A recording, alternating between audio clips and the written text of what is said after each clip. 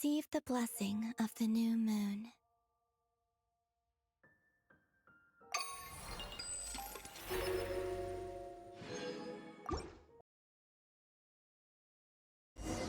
It's about time we headed over to the Curatorium of Secrets. We have something super important to discuss. You remember, right? Hey everyone, welcome in or welcome back to the YouTube channel Cooking with EspeonGinny. And yes, as you can tell by the intro of that little cliplet that I showed you guys, of course I forgot to show you about, what Calabina says after you obtain her, and of course the welcome moon changes, as well as some part of, the cutscene that I did record, but I didn't get the chance to show it to you all because, I was busy doing other things. So, yeah, today is another episode of Genshin Impact, and yes, as you can tell, I am talking because lately I've been wanting to change things up a bit more, and for starters, there will be more talking. I don't care if I'm quiet or not talkative or just blown out talkative as I'm going through the story. So, you're gonna see a lot of talking. But in my past videos or the upcoming videos that I'll be posting, they're gonna be silence in general because I did record ahead of time and I did a lot of footage for you guys. So, there's gonna be a lot, and I mean a lot of videos that I'm going to be recording of Genshin. But of course today, we're going to we're going to focus on Genshin as well as something else. Also, don't mind my voice right now. I probably have a sore throat. It sounds like it. Yes, I know, probably. But I just really, I don't know why I got a sore throat. It's just I've been slacking off lately of drinking water and everything.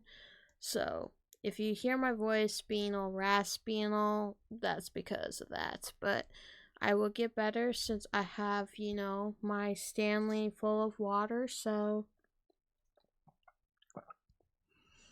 it burns a little bit, but it'll get better.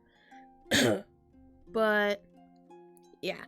So, like I said, in today's video, we're going to do another episode of Genshin Impact. And so, for the upcoming videos you'll see, there'll be footages that I recorded like a few weeks in advance. And of course, I did not post them yet until now recently. So, but in this video, we are going to be finally be doing my plan one for of the the day? quests that I've been slacking off lately. And that's called A Traveler on Winter's Night. The reason why I slacked off on this is because I said to myself, I'm going to record a lot of footage. I did, but not as much as I thought I would do. So, yeah, there's that. But, yeah, I'm recording this at midnight. I don't got work until Monday, so I'm gonna try my best to get this done because we are getting some new stuff, as well as not just stuff, but of course the world is updating, as well as we're going to get banners coming soon. So it is time to do this quest, which, from what I've heard from my best friend as well as a few others, because I only watched like YouTube shorts, like sneak peeks of this, not too much details, but just like, they explained the story, or in general, like they talked about how long it is. This is probably one of the longest, like, quests, other than the start, of course, the one that was like 8 hours long or so. I don't know which one it was, but it was a very long video that I had to split into two, like, separate episodes. Yeah, my throat is acting up, but I'm still going to film this video for you guys' sake, and plus I want to do this quest for so long. So, I say sit back, relax, and try and enjoy yourself because I'm not enjoying being cold, being a little sicky-ish, but at least I'm going to get through this sickness like right away because some things are gonna happen and some things are changing. Of course, you all know my channel name is different because, you know, I just changed a few things. But I'm going to do an update, like, you know, video later on, possibly today or in a few days, because it just depends how I feel, as well as other videos need to be filmed soon. So yeah, but other than that, there's some other things that are changing that I do not want to talk about because it's one of the major things that's happening right now and I don't like it. But if you don't know what I'm talking about, I recommend you go ahead and check what's happening recently because it's literally coming soon and it's gonna happen, of course, on my birth month. So it's gonna be very fun. Not. But anyways, I'm gonna go ahead and get started with this quest. I might speak here and there about like how I feel about this in certain cutscenes and all. And of course, this is going to be separated into 2 episodes. So once this episode's done, then I'll record the next one. But until then, just sit back, relax, and enjoy this video. And I'm sorry about rambling so much, but yeah. Anyways, let's go ahead and get started with this new quest to do, because I need to get this done as soon as possible. So, without further ado, get your snacks on, get your drinks, whatever is water, fruit punch, lemonade, whatever, and enjoy this video. So, yee.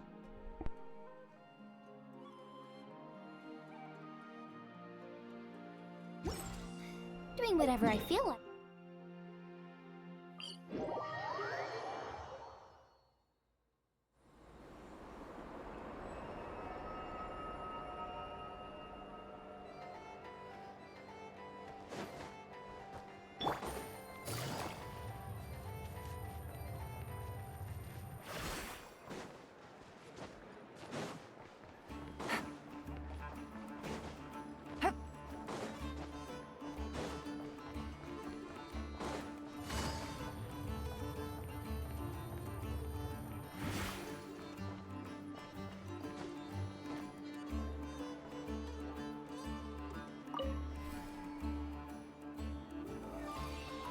Let's help this little guy real quick because I don't know what he needs help with, so.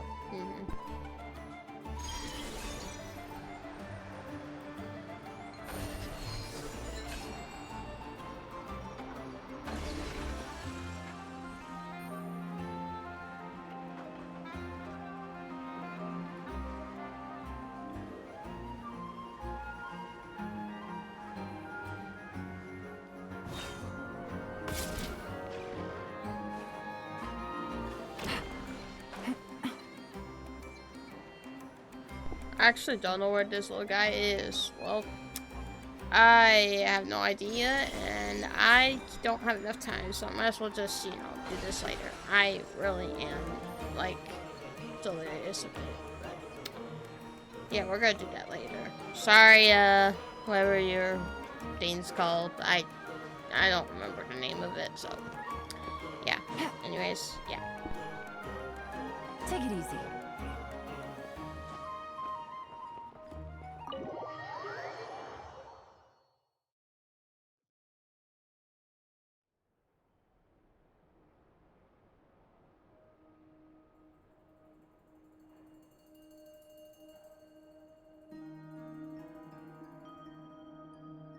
Okay, that's funny. That is really funny. Looks like the gang's all here.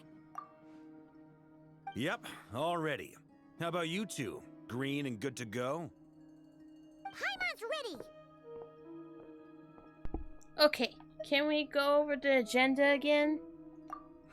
Haha, feeling nervous? Don't blame you. We're all a little out of our depth with this one. Okay, so some time ago, Columbina was ambushed by the Doctor. It all happened pretty fast, and the last thing you saw was her vanishing into the moon's reflection. Yes, though at the time, all that the rest of us saw was the Doctor using some kind of power. The next moment, Columbina had disappeared, and you were falling into the sea. We have to get Columbina back. And whatever the Doctor's plan is in seizing the Three Moons Authority, we have to stop him before he succeeds. The Frost Moon Scions consider it our duty to rescue the Moon Goddess. I wasn't expecting so many others to come to our aid. So I want you to know that you have our utmost gratitude. Great. Well, first things first. Wait. Someone's here. We heard your footsteps. Although... You've been here for a while now. I take it you followed the Traveler, but I don't sense any ill intent in you. Come on.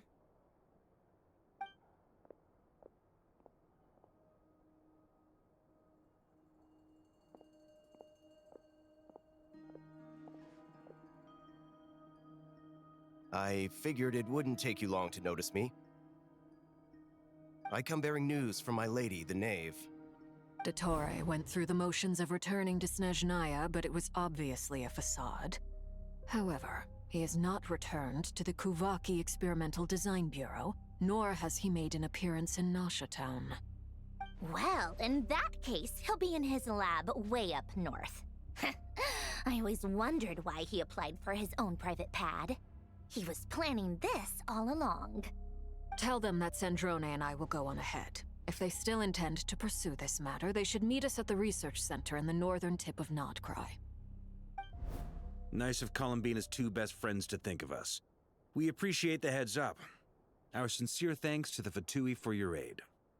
Lady Damselette may have left our organization, but at least some of her colleagues remain genuinely concerned for her well-being. Not to mention that the Doctor's increasingly cryptic conduct gives us great cause for alarm. We have crossed swords many times before, but it's not personal. We're just on different sides. We don't lack humanity. And so, as fellow friends of Lady Damselette, it's only right that you should be in the know about this.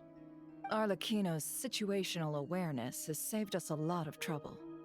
I'll leave the map here with you. If you do decide to head to the research center, please proceed with caution. And remember, at least while you're in Nodcry, Lady Arlecchino's subordinates are your comrades if you want them to be. This is very accommodating of you. We can't thank you enough. Just doing my duty. I shall take my leave now. If you need us, you'll find us at the Experimental Design Bureau.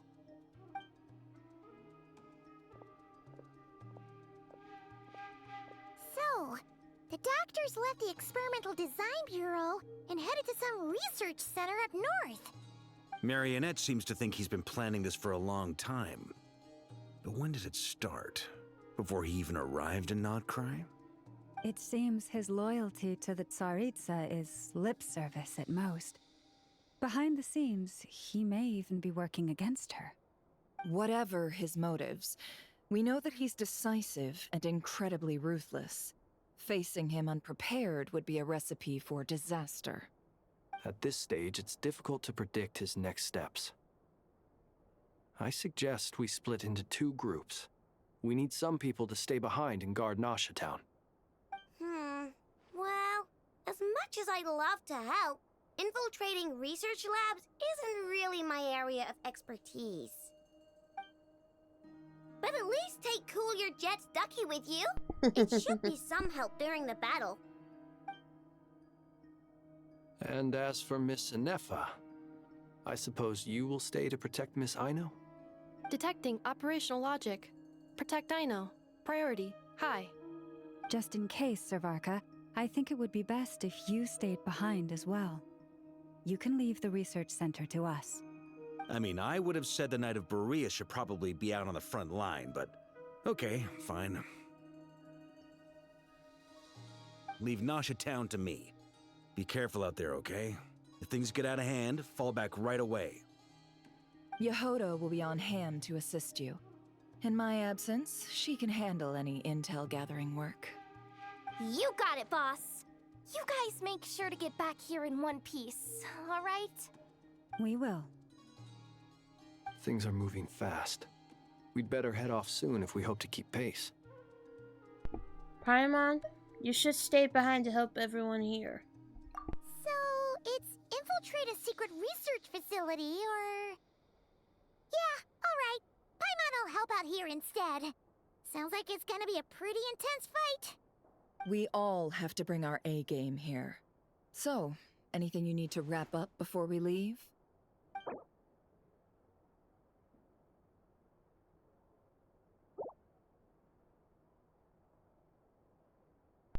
Nope, I'm good to go. Then you'd better get going. Very well.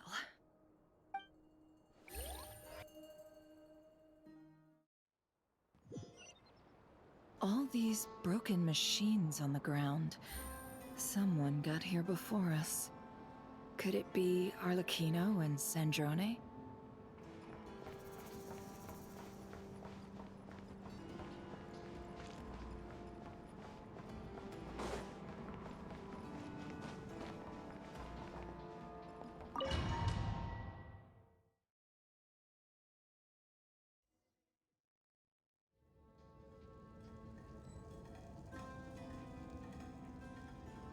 Like how it automatically gives me a team, even though I'm not Hydro Traveler yet, but yeah, it is what it is.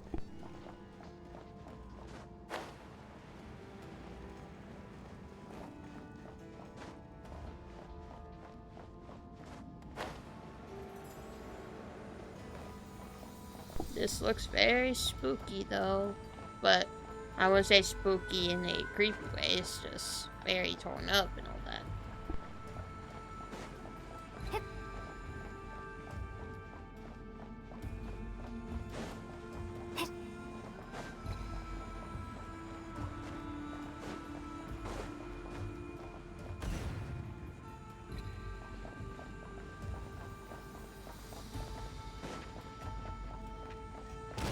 That's quite a welcome party. Bombs away! You poor lost lamb. Can't hide the truth.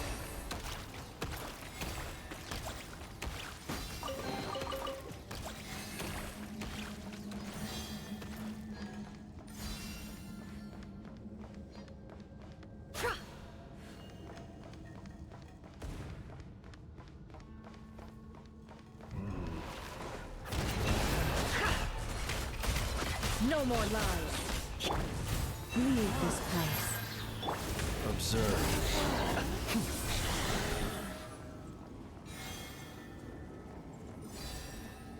Get back! I said get back! Do you hear me?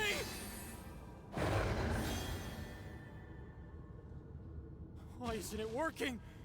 No! Don't come any closer! Don't!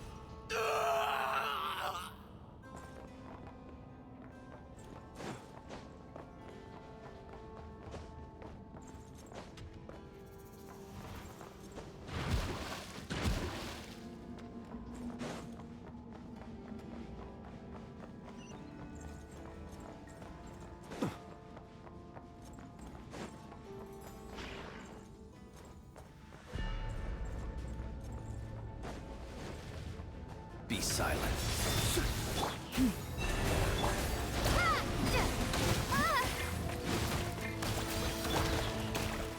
It all adds up. You poor souls. May your spirits find peace. Grab that key on the ground. We'll probably need it at some point.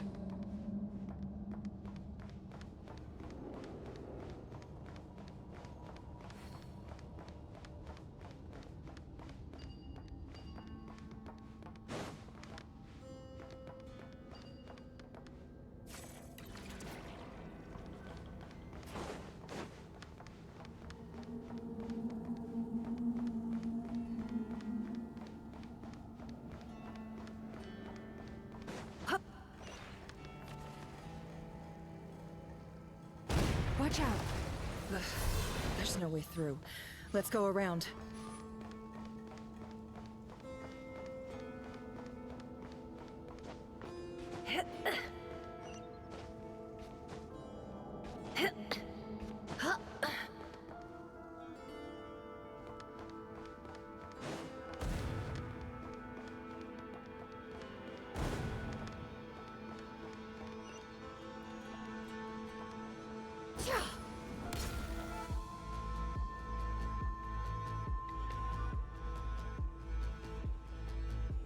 What the?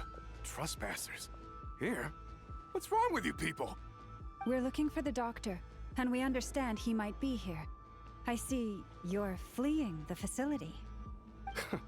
You looking to settle a score with the doctor?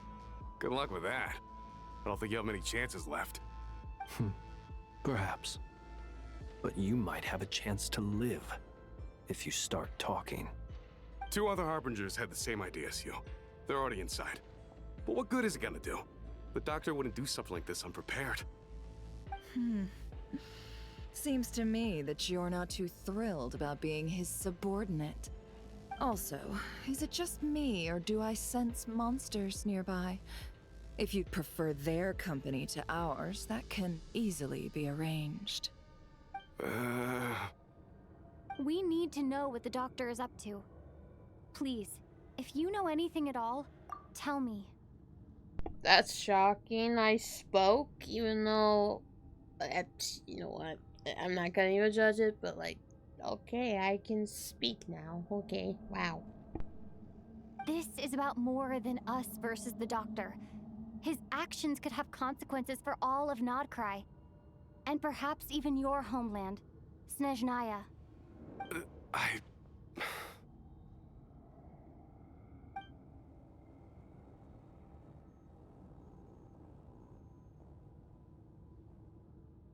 He's building something. Ambitious doesn't even begin to describe it. Feels like this could be the big one. God knows how long he's been planning it. A while back, he told us he'd be returning to Snezhnaya. We weren't expecting him back so soon. This time he brought some gemstones with him, or something. 2 of them. The moon marrow spheres. He stole them from their rightful owner, Columbina. Oh, Lady Damselette? Last I heard, she left the Fatui. Before she went, she told us she'd finished what Her Majesty asked of her, and wished to focus on some personal matters. I remember thinking that leaving us might not be the best choice. I mean, I always looked up to the captain the most, and... Back when this all started, the higher-ups dispatched 3 units to Nodcry to execute their plan. They were led by the Doctor, Marionette, and the Damselette, respectively. I was a part of the Damselette's unit to begin with. She never really interacted with us much. In fact, she seemed sort of detached from everything.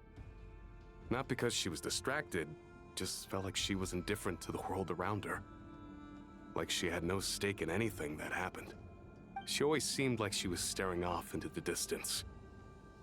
Almost as if she didn't see anything worth living for in the present, so she had to look further afield. That's right. She always used to stare up at the sky. The Doctor used to stand nearby and watch her.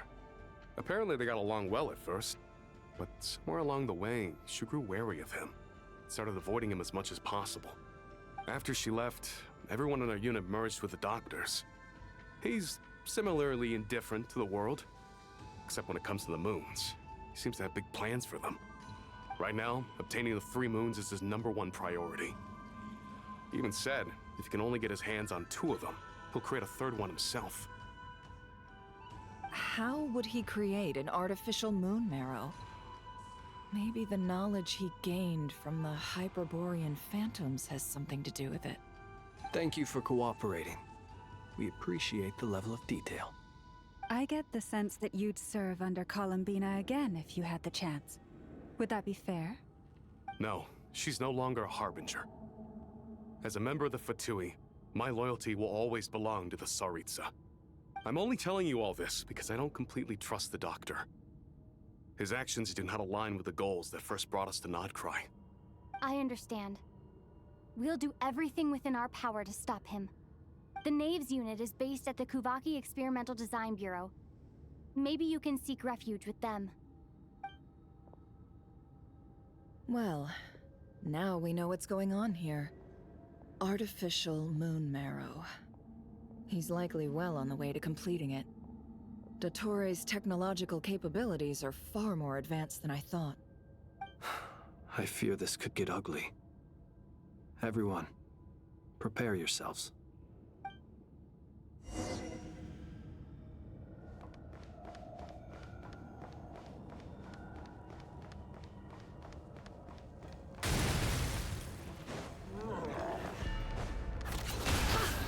No more lies! Close your eyes.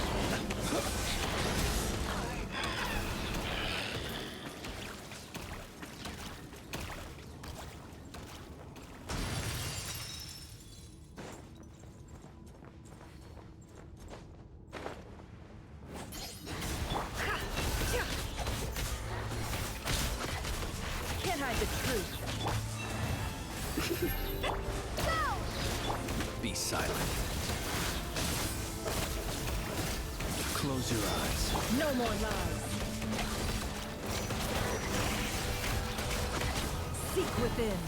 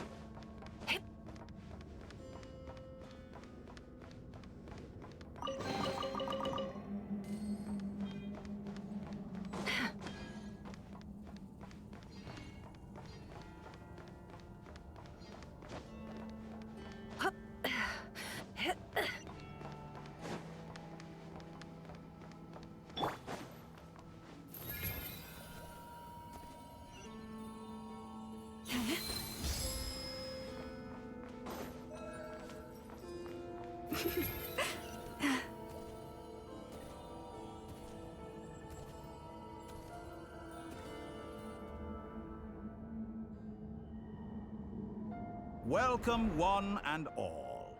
I've been expecting you. I hope my humble research facility is to your liking.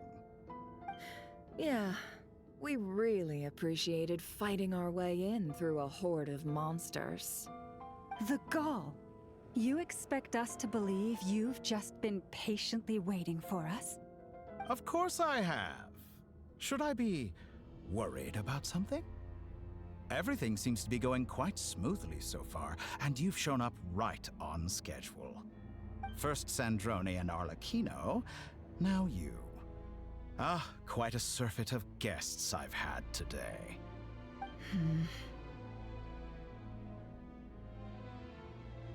If you were looking for them, I should probably mention that Arlecchino disappeared as soon as she entered the facility. As for Sandrone, why, she stood right here only moments ago demanding answers from me at the top of her voice. Hardly out of character. She never was one for basic courtesy. But I have to admit, I was a little surprised to see her showing concern for someone besides herself. Does everyone you associate with undergo such a change in temperament? Speaking as a researcher, I have to say, it is not a change for the better. It threatens one's ability to remain objective. Where is Sandrone? Well, since you ask... So you've got your hands on the moon marrow, and now you're claiming godhood. Don't you think that's a bit of a stretch, Dottore? I must protest what you are insinuating with that phrase, claiming godhood. I am not claiming anything. I am stating a fact. You're a researcher. I'm sure you appreciate the distinction between the two. Huh? Wait, you really think you're all that? You'll excuse me if I'm not being a polite little lady for you. We're colleagues. We both know what kind of person you are. By the same token, I knew you'd respond along those lines. You and I both understand that facts speak louder than words. To that end, I've had my people send you a small gift. It should go some way toward helping you understand my present position. What gift?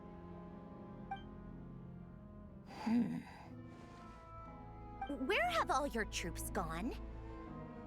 Who knows?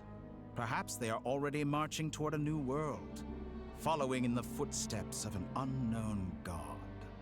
As vulgar and arrogant as you may be, dear Sandrone, I have no intention of taking out my displeasure on your subordinates. They will enjoy equal rights to my own. You sent your people to the Experimental Design Bureau? That's a Saritsa's property. Yes, and I am very mindful of Her Majesty's instructions. But you know full well that they do not conflict with my present goals. In which case, all I'm doing is conducting another one of my experiments. Is there a problem with that? Now then, you have a judgment call to make. Am I simply lying to stall you? Or is it possible that every word I am saying is the truth? In which case, your subordinates really are in danger. So now you've turned on fellow Fatui soldiers. You're completely insane. I have set a new rule for myself. Each person gets one chance. Naturally, that includes you, Sandrone. If you wish to leave, I won't stop you. We are colleagues, after all. Scumbag!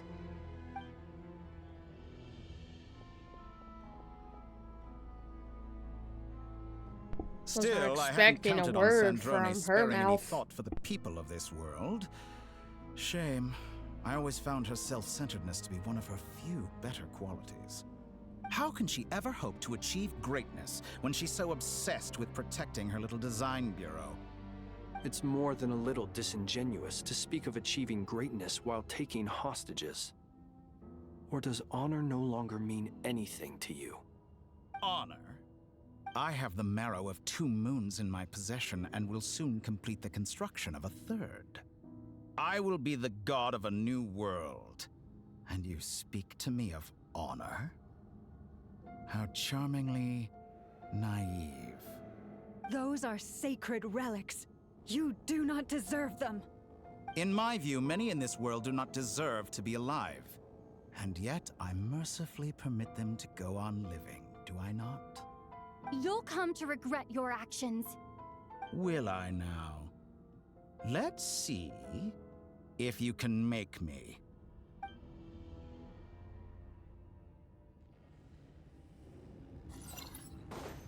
Receive my blessing for the everlasting birth. It all adds up.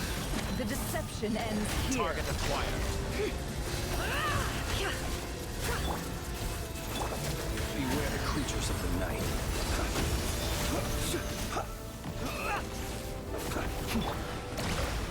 Wipe out! Get lost! Can't hide the truth. The mystery unravels. With one heart, You won't feel a thing. Observe. To dust. it all adds up. Arlecchino. Thanks for the assistance. Arlecchino. They see you as an ally. What a farce. You're clearly here to destroy my research, not me. I say your research is more valuable than your life. Am I wrong? Smart eyes. Transfixed! Is that the best you can do? Close your eyes. Be silent. To dust. Close your eyes. Can't hide the truth. No more lies. The deception ends here. All it takes to tire. Lost lamb. By the frost moon of old. Be silent. To dust. Bombs away! Your actions betray your fear of me. Laid bare.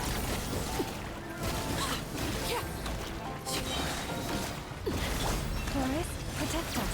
How disappointing. This is where transfixed. I expected so much more from you. For the everlasting forest. Close your eyes. Observe. It all adds up. Seek within. You won't feel a thing. No more lies. Can I betray? With one heart, we pray. Lead. It all adds up. Shameless. Vitore is too powerful with the artificial moon marrow in his arsenal. Fighting him is futile. Quickly! How's this?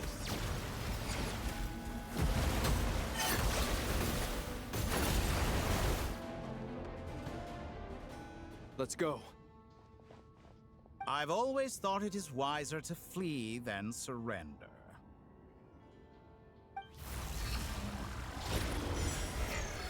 Watch out! What the? Hey, what? Why me? Forget about me! You should... Where's the traveler?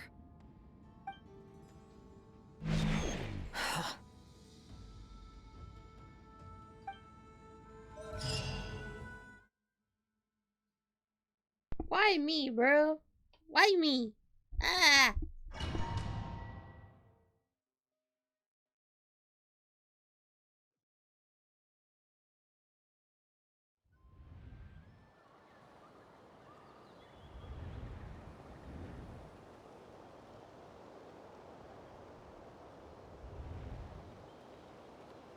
What just happened? Nasha Town? How did I get here? Strange. I remember being trapped by Dottore during the battle, and now, all of a sudden, I'm here. Something weird is going on. I guess I'll start by exploring the area. Huh? Traveler? What brings you here at this hour? Huh? What are you in the mood for today? A hot dog? Or something else? We've got some special discounts at the moment. Want to see the menu? Sorry, I'm not hungry right now. Ah. Well, feel free to take a seat for now. Let me know if you change your mind. Everyone seems to be acting normal. Am I just overthinking? Oh, darling, look who it is. One of our regular customers. Get the traveler something to eat, would you, dear? Wait. Why is he talking like that? Well, I'd love to, but can't serve a customer unless they order something. Anyway, I take it your business is wrapped up? Yes, thankfully. It was a long trip, and it's left me feeling pretty exhausted. But the upshot is, I won't have to leave again for a good while. We can have some quality time to ourselves. Wait. These two are a couple? I see some kids around too. I didn't know they had a family. Hey there! I haven't seen you in ages! What's keeping you so busy? I've been looking forward to playing with you again. Have we met? You forgot already? You're silly. Daddy brought you over to our house recently. We had some snacks together. What is she talking about? We've had a lot of customers over the last few days, so we've been real busy. And like my mom always says, some people are more than just customers. They're friends. Oh, another customer's arrived. I better go see what they want. This is all wrong. I never once heard the owner of this restaurant talk about their family. It certainly isn't a family-run business. And that child, I don't recognize her at all. Could this be a false memory? Very good. I knew you had it in you. Dottore? Aren't you going to try the house special? When did he show up? No, none of this is real. You don't seem to like it here. That's fine. We can change venues.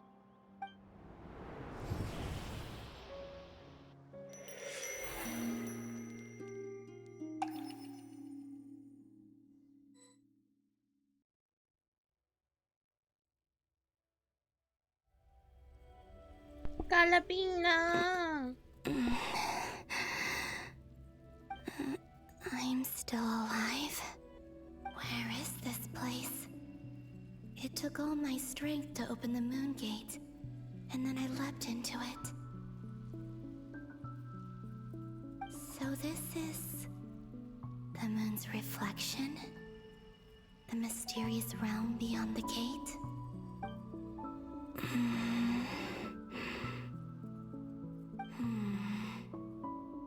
I can't sense anything. I guess I could try opening the gate once more.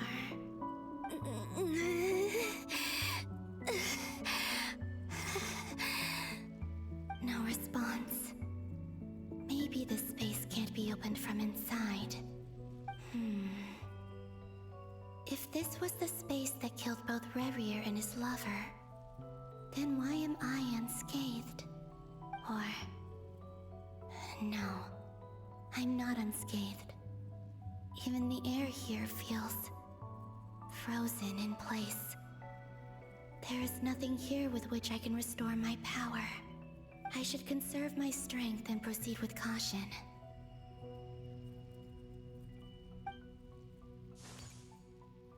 I don't believe Dotori's scheming will stop just because I escaped. If there is any chance that I can get back to the others, any chance at all, I must return.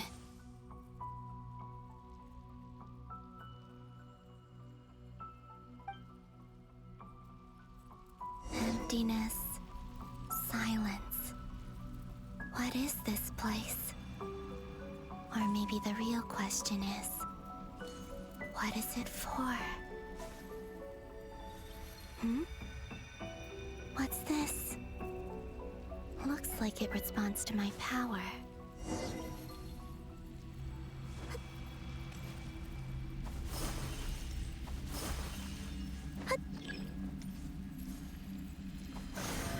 Golden. Like Kuvaki. Is it some sort of guide? And why does it feel so familiar? I might as well follow it.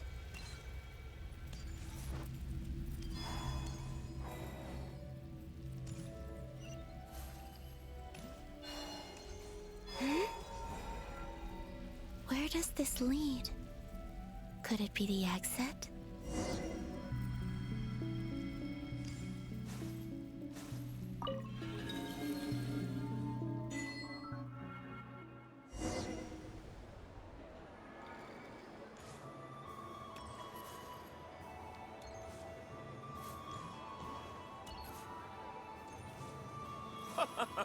Welcome home, Moon Goddess. Is this Nasha Town? But isn't Moonbriar Night over already?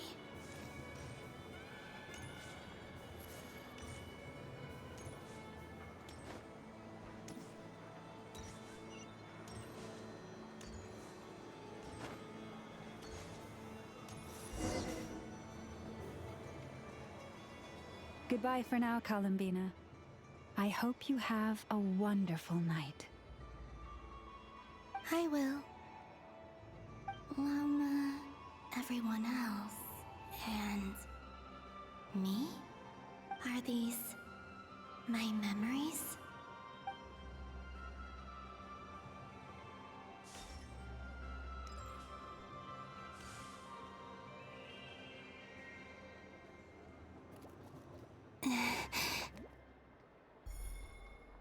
I can't touch them.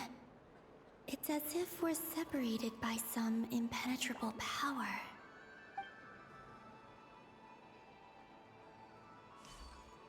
Over here! Over here!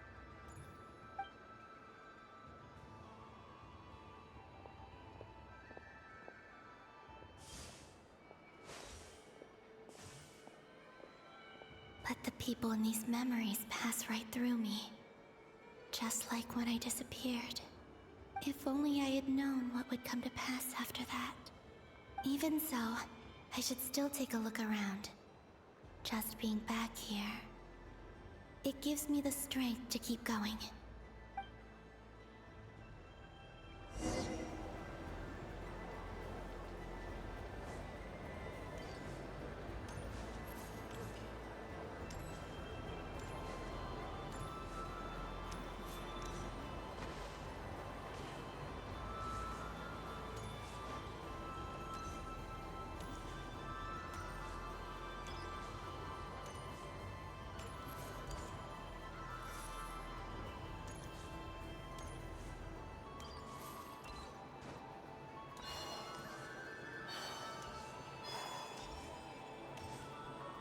Welcome home, Moon Goddess. Oh, you're the genuine article. Alice was right. This moon prayer night was worth watching after all. Oh, yes. That was the fortune-telling stall run by Barbeloth from the Hexen Circle.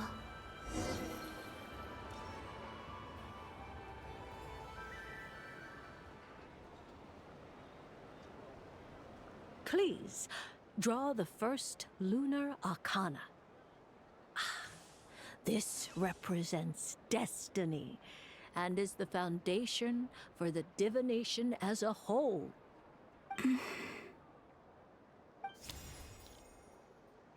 My destiny. I believe the card I drew was the moon. Now that I think about it, Barbeloth's divination was absolutely right. It's almost time to draw the last card. The one that represents the future.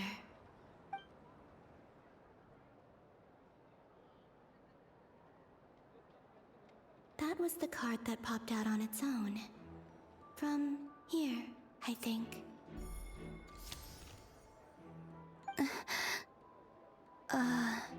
Kuvaki Pulse? What? Fascinating. I've never encountered this before in my role as a diviner. What's going on? Did that card leave the deck? Because of my influence? All I did was try to touch it, and then... Maybe this memory space is not untouchable after all. Are there weak points in the barrier? Or... is it possible that there's more to this space than my memories alone? This card is death. I need to get to the bottom of this. I'll try touching something else.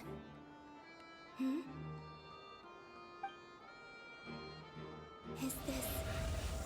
the wind? No, it's gravity. It's pulling me outwards. No, Traveler!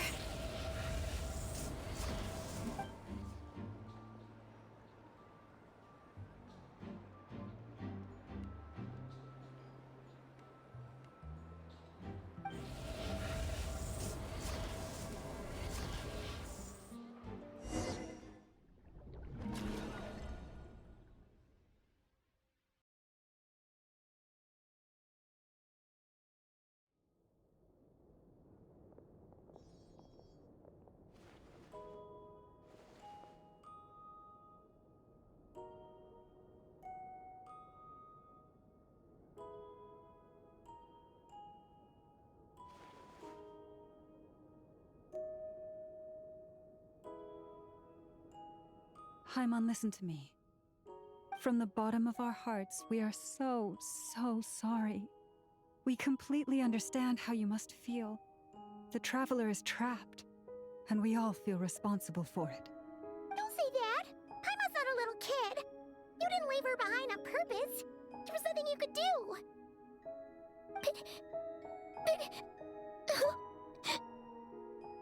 She's all alone in there! What if something happens to her? What are we gonna do then? We've barely spent any time apart since we met. Is she gonna die? We must find a way to rescue her. We were all involved in the operation where she was captured, and we do not abandon our comrades. That being said, it won't be easy. Through conversation with the others on our return, we've arrived at a basic idea of what we're up against. Dottore lab has clearly been in operation for a lot longer than we realized. We found many monster samples stored there. In all likelihood, they were materials he used to research his latest technology. We also know that through his contact with the phantoms of Hyperborea, he gained knowledge about the moons and certain Hyperborean technologies. Using this knowledge, he then fashioned an artificial moon marrow to serve as a replacement for the frost moon beyond the sky. Unlike Columbina, Dottore is not being rejected by Tevat. And even with 2 of the 3 moon marrows, his power far exceeds all of ours combined. Once his 3rd moon marrow is complete, Dottore will have completely seized the authority of the Three Moons. Tevat's most primordial powers will then be in his grasp. Does that mean... I'm afraid so. No one could have predicted this level of insanity. Not even from Dottore. And unfortunately, his insanity is coupled with an intellect and ambition that not even his peers in the Fatui can match. This is dire. Sounds like the world is done for. The Three Moons' authority can influence the very fabric of time and space. I dare not imagine what a monster like him would do with that kind of power. The trouble's already begun, I'm afraid. On our way back, we discovered that part of Nodcry is being enveloped by an unknown energy. We cannot ascertain what is happening inside. I'm convinced this is Dottore's doing. Not that there's any way to prove it. The issue is, we have no idea what his intentions are. The only thing more frustrating than facing down evil is knowing that it will surely come, but not knowing when. The Doctor is guilty of numerous crimes in Mondstadt as well. One of our knights, well, former knights, his father was murdered by Dottore. His ideology and methodology are a danger to everything in his path, from individuals to entire nations. He does not feel guilt, even when he acts against his own people. He doesn't see them as his own people, that's why. People like him see everyone else as beneath them. Right. He views other people only in terms of how they can benefit him. That's the basis of all his social connections. Granted, he's hardly the only harbinger to pursue their own interests. We all do. And Her Majesty is gracious enough to permit it. Still, her mercy has its limits. Dottore's actions have gone beyond even what the Fatui could have imagined. Usurping divine authority to become a god. For a servant of the Tsaritsa, that goes beyond being disloyal. It's treason of the highest order. We can't expect him to heed the Tsaritsa's will once he gains the Three Moons' authority. Even we Harbingers consider him the most self-interested among us. Poor Traveler. Of all the people to get caught by... We have to go save her! Right now! Please! We gotta find a way! Paimon, I promise you, we are with you all the way. I get how you feel. I do. But it's gonna take more than strong emotions to take down an enemy like Dottore. What we need now is more information. Right. We can't even guarantee he's still at his research center.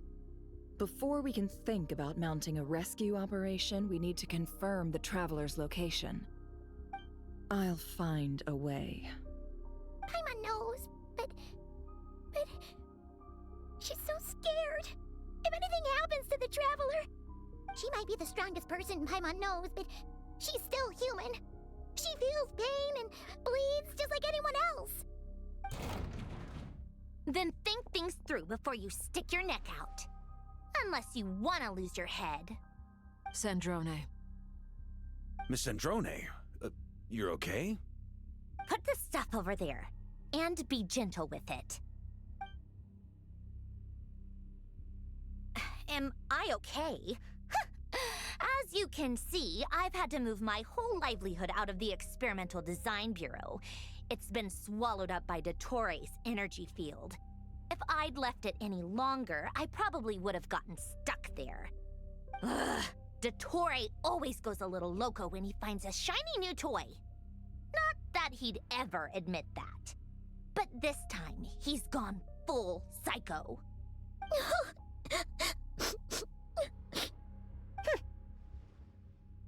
Just go ahead and cry already. Sorry. Paimon's not trying to make a scene. It's just... She can't. Oh, Paimon. Let it all out. There's no shame in it.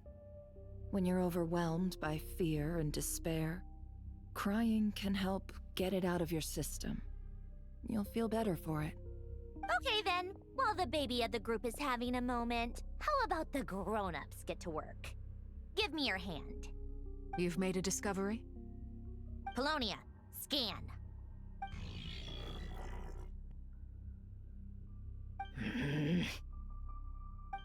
You, hand, now. Oh, I thought you'd never ask, my lady. Hey, yo. Curses! You're next, then you.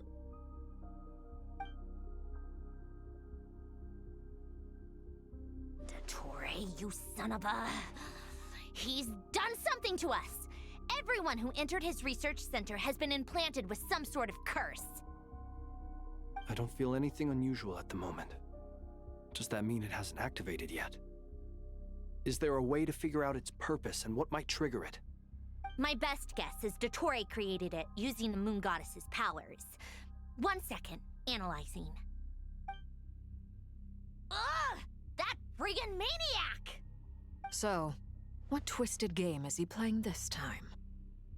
The moment I analyzed the energy composition, some encrypted text appeared in my mind's eye. And when I deciphered it according to the Fatui standard encryption protocol, I got the following message. Feel free to run, or you will perish in nod cry. He's mocking us.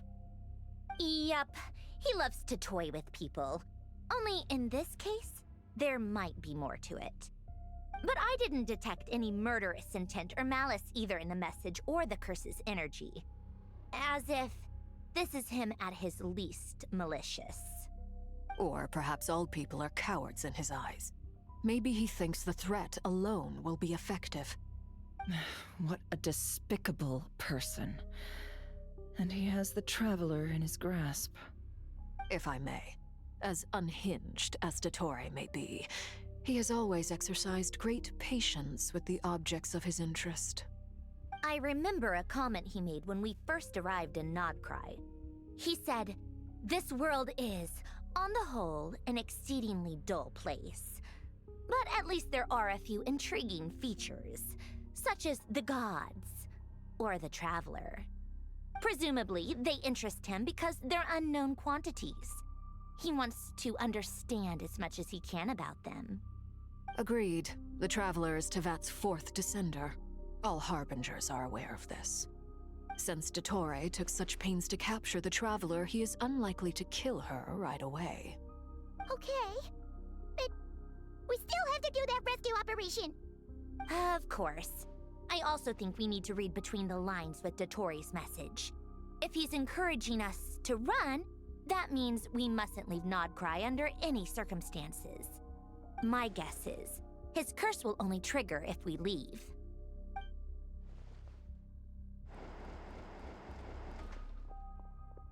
We've discovered multiple energy fields.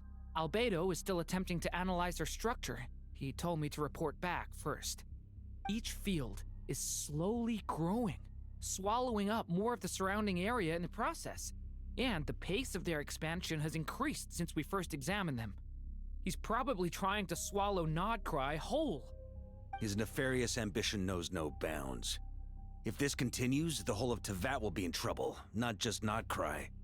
The loss of Columbina could not have come at a worse time. Do we think she's truly gone for good? She entered the space beyond the Moon Gate, knowing what became of Rerir and Thalindus. I'm sorry, but I fear the odds aren't good. Don't be ridiculous. If I know her, she's busy finding a way back as we speak just so she can annoy me. She isn't dead. Whatever has become of her, the fact remains that we are 2 comrades short on the eve of a decisive battle. We need to find out the Traveler's location. But there is also other work to be done. Agreed. Whatever Dottore's planning, we have to get the local populace somewhere safe. So, as well as a rescue mission, we have to organize a mass evacuation at the same time. It would be best if someone could approach leaders of neighboring nations and negotiate emergency asylum for Nodcry's inhabitants. Can anyone handle that? Snezhnaya is one option. I'll see what I can do. This would be so much easier if the Traveler was here. No! Stop thinking like that, Paimon. Paimon will join you. She's pretty well connected thanks to the Traveler. Maybe it'll come in handy. Either way, that's what the Traveler would do if she was here.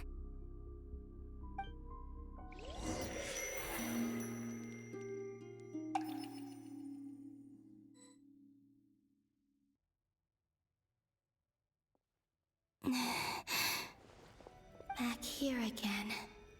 That gravitational force that pulled me back. Is this where it came from?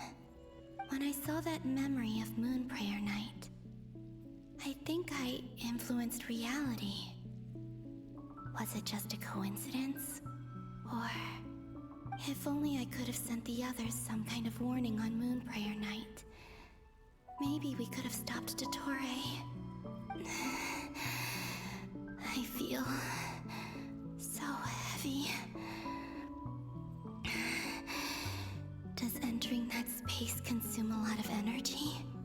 Well, even so, I have to keep moving forward. Back to emptiness and silence again. I should try and find my way back inside that memory.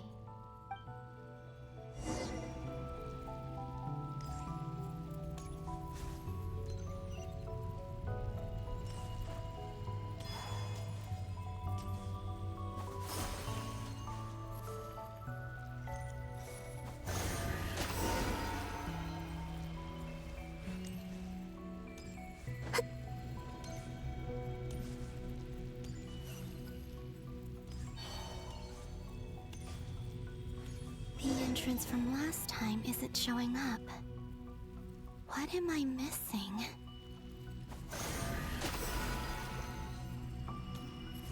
Looks like I need to gather these scattered fragments.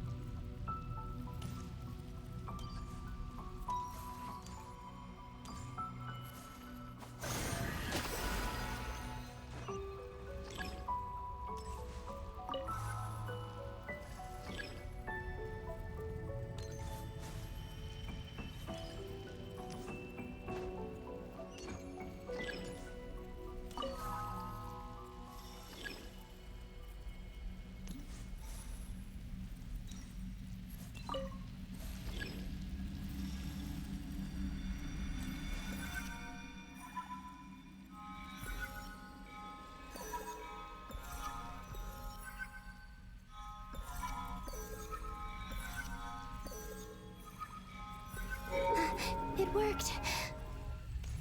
Hopefully I can stay inside for a bit longer this time.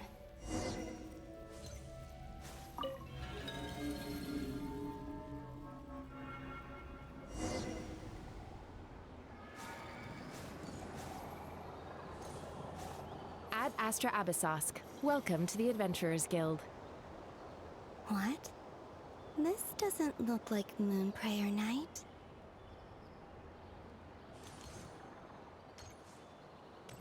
Extra, extra!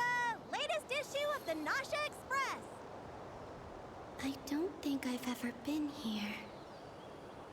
Maybe this space isn't comprised of my memories after all. There aren't any festive decorations around. Is this Nausea Town after Moon Prayer Night ended? Did Dottore's plan not affect the town? Or is no one aware of what happened because he used the Three Moons' authority? Let me see if I can influence anyone else. So, what do we do next? Wait, that voice. Paimon? The most important thing right now is to find that mage. Lauma the Traveler and Mr. Varga are here too. I'd better go pay the Fatui a visit. Traveler!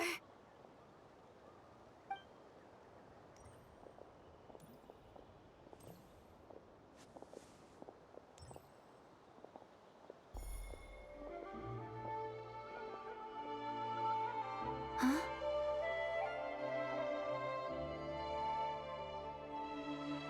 Columbina? contact. It's me, Columbina. Huh?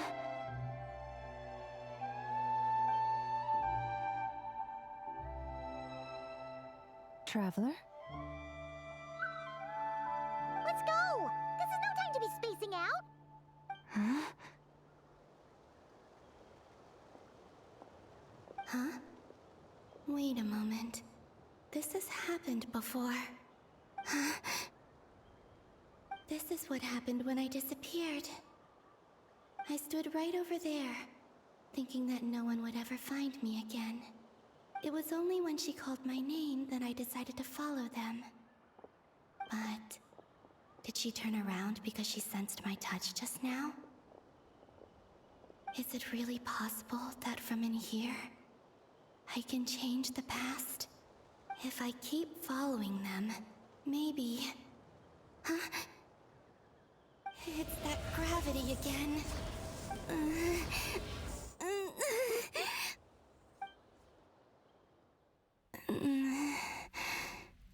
Every time I influence reality within that space, this force intervenes and pulls me back. It's as if it's trying to stop me from leaving.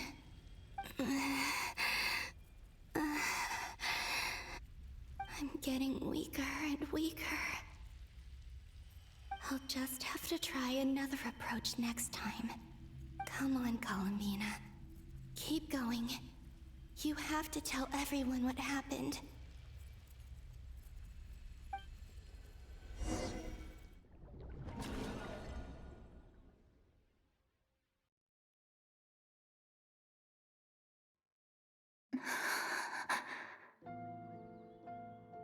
Suddenly, I've been plunged into darkness, alone. It feels strange, as if something has grabbed hold of me.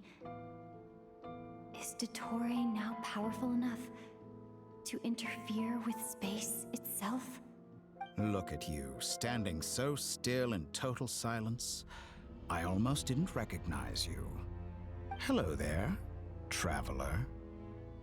He seems to be in a good mood. Wait, what's that behind him? Ah, so you noticed.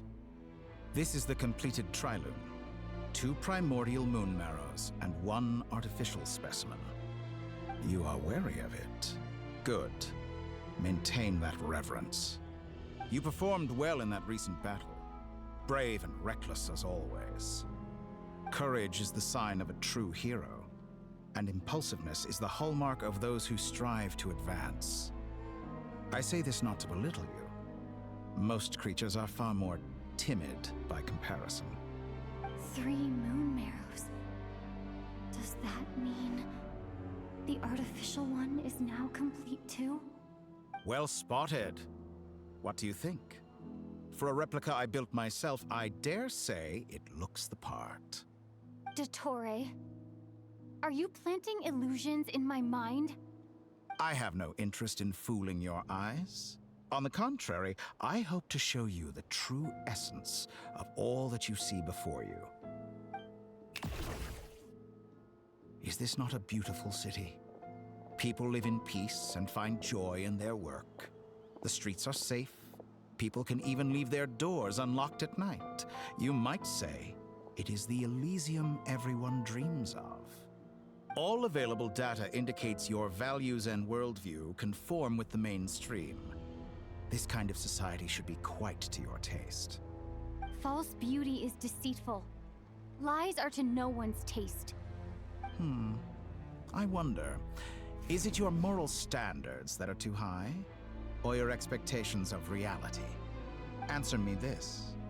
If someone existed in a sweet dream from the moment they were born, a dream in which they never once felt pain, which do you think they would consider superior? The dream or the reality? That's pure sophistry. It has nothing to do with your actions. As I suspected. You have yet to understand all of this for what it really is. What do you want from me? You sound impatient. Do you think the only reason I'm keeping you is because I want something from you? If it's not, then why haven't you killed me yet? No one can stop you if you're as powerful as a god. I'm delighted you recognize that fact. I believe we last squared off in Sumeru. Ah, the memories. How time flies. You and I have both grown. Keep in mind, guys, I have not done, like, the battle between the Doctor and myself in Sumeru, so this is still news to me of who this guy is, but don't worry, guys. I am going to be doing Sumeru and other places of the area in, you know, the world when I finish this quest, as well as hopefully the next thing that's gonna come out after that. But who knows? We'll just have to wait and find out. I'm not surprised that Arlecchino and Sandrone worked with you. You've always a way of slowly but surely ingratiating yourself with all levels of society. People laud you as a hero, but I suspect there's more to it than that. Oh, but to be clear, I don't say that to flatter you. Do you always give your opponent an appraisal before you deal the final blow? Call it a long-time habit. I'm a researcher, and one of my duties is to give an objective assessment of my subjects. But you misunderstand. We are not opponents. Not at this moment. I just want to talk. Think back to Tartaglia, Arlecchino, Capitano, Colombina, and now even Sandrone.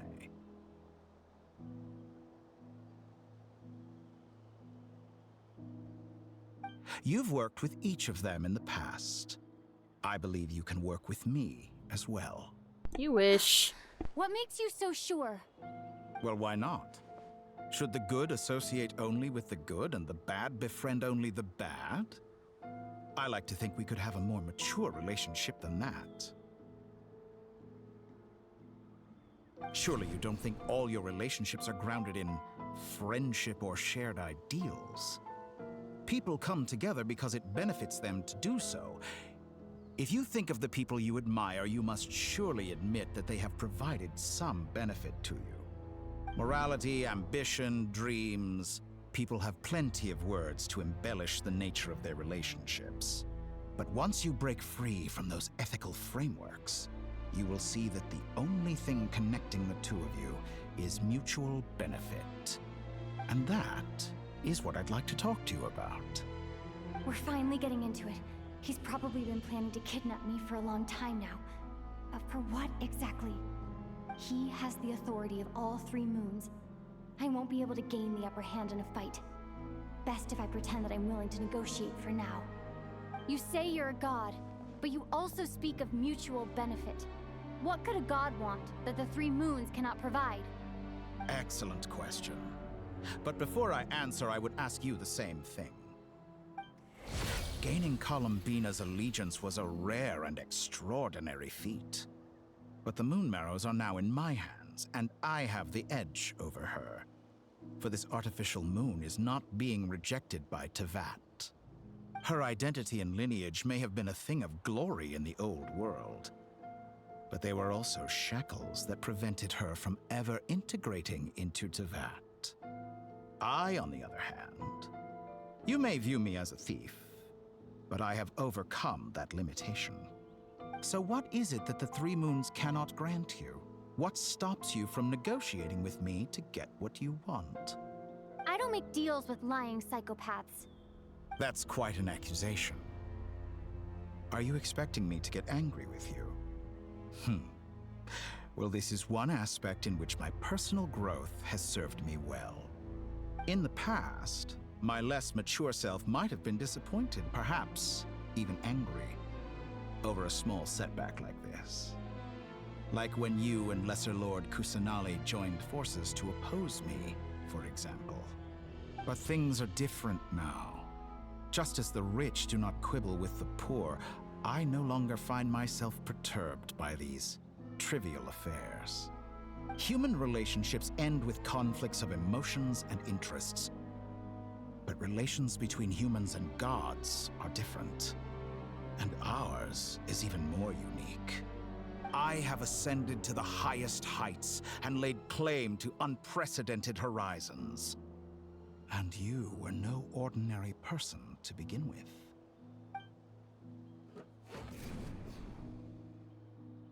Allow me to show you the world, Descender.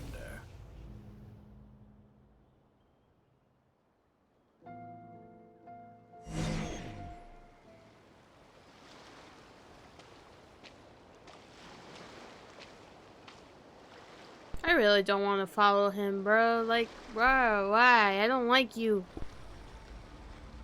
To stand, walk, jump, sit, and lie down. These are the most common of behaviors.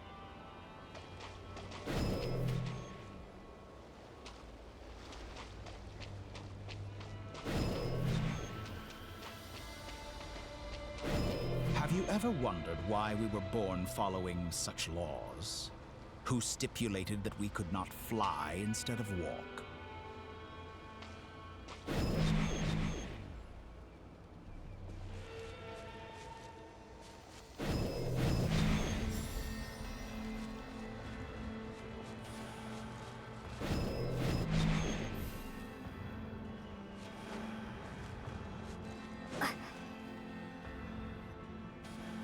Someone of your talent and experience must surely know of the 4 great rulers who serve the heavenly principles. They govern life, death, time, and space. One wounded by a blade will die from blood loss or infection, and one who falls into a lake will drown in agony. The elderly wallow in solitude, and the solitary age faster. Eventually, new life is born, only to embark on the same path of suffering. These 4 divisions anchor the world and shackle those who live in it. But they themselves transcend its boundaries, squandering the power bestowed by the heavens. All who live yearn for equality, but unless the gods prostrate themselves and profess that they are mere servants of the living, equality can never exist. Who makes the rules we must live by? Who has the right to restrict us? The limits of the body can be rejected.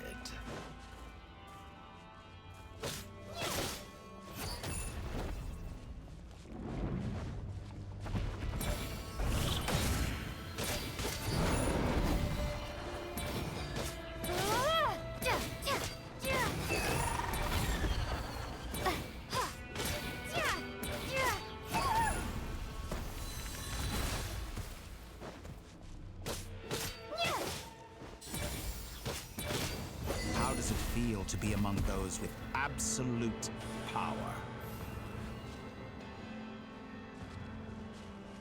You cannot conceive the extent to which your flesh hinders your mind and spirit.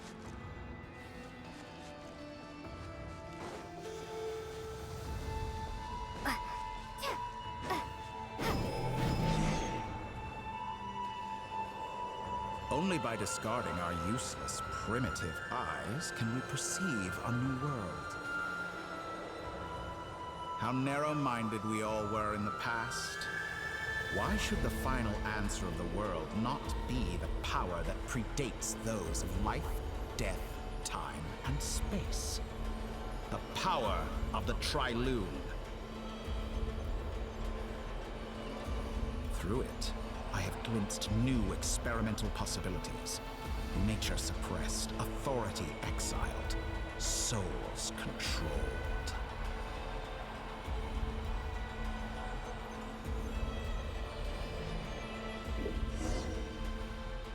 You know, I heard recently that a group of critics reviewed countless stories and drew an interesting conclusion. They found that it is more often than not the villains who strive tirelessly to push the boundaries of progress. In fact, long before this, someone voiced a similar idea in an academia editorial. I felt a great affinity with this perspective. I have never been afraid to step up and play the role of the villain. Fanatics are trampled down for their transgressions, and those who transcend are rebuked for their audacity. And so, the majority of creatures are too timid to follow my lead. But all sacrifices made during my experiments have been worthwhile, as you can now see. I can offer you something new, something unique, precisely because I am a villain. Think about it. We are eternally bound through mutual interest. Can you truly say you would never turn to malice if it could give you the life you dream of? After all, what value do perfection and purity really have? They are fragile and feeble things, utterly tedious. I say, better to be governed by a flawed humanity than a gnosis. The true seeker of knowledge is the villain who undergoes countless tribulations in pursuit of their goal. I'm sure many people have told you that you're different. Because I'm a descender? Exactly. Very clever. But what has that got to do with you? I do not conceal my wicked deeds, my selfish desires, or my greed. A true researcher must act as I do if they are to understand and speak of the truth. And yet, a knowledge seeker like myself will inevitably grow tired of studying Tevat beyond a point. You have traveled to all corners of the world and met many people. Along the way, there have been moments when you were misunderstood or even became a wanted criminal. And all the while, you have spent your days doing some of the most mundane jobs in the world. You fight and toil, claim minuscule rewards from my friend Pantalone, then you fight some more, winning some battles and losing others as your search goes on. And this cycle continues, with no end in sight. Surely you must sometimes grow weary of being stuck in this same loop day after day. We're completely different. I embrace everything that life throws at me. I am engaged in every step of my journey. How does that make us different? I too embrace what life brings, researching everything that interests me. Think of all the novel things I've managed to create, like the artificial moon marrow. Don't you see? As unique a specimen as she was, even Columbina is not irreplaceable. Take that back! She's gone because of your actions! I didn't say that to anger you. Though admittedly, I don't see what there is to be angry about. Anything Columbina could do for you, I can do better. I know what your ultimate goal is. You wish to walk the path your brother walked and seek answers from him at the end of that journey, don't you? Someone like you could never understand what it feels like to care about another person the way I care about him. Perhaps not. But that doesn't mean I can't help. I could find your brother right now, bring him before you, and make him give you the answers you seek.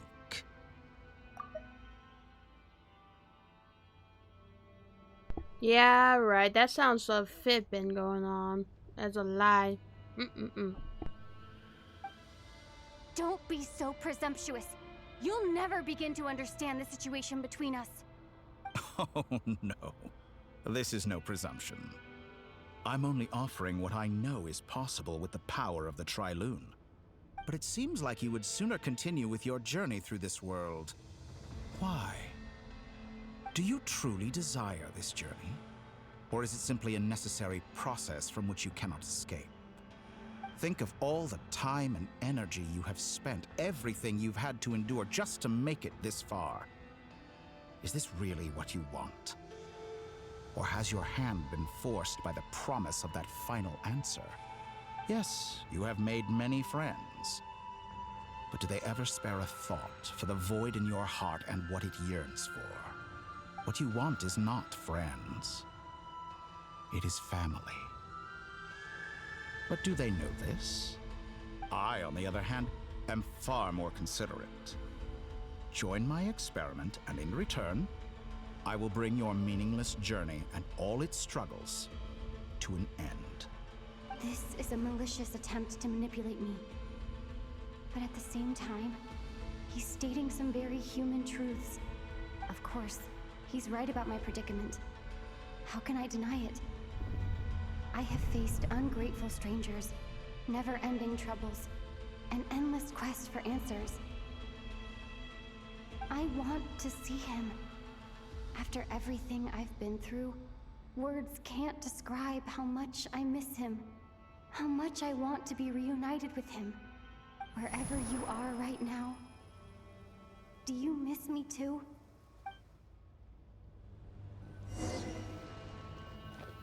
Imagine, you know, Ether shows up and then of course he does right, care everyone. about us. Like, Our yeesh. next mission Oh is my gosh, clear. there's a lot of people. We need to contact all the major organizations, explain the situation to the public, and then begin the evacuation.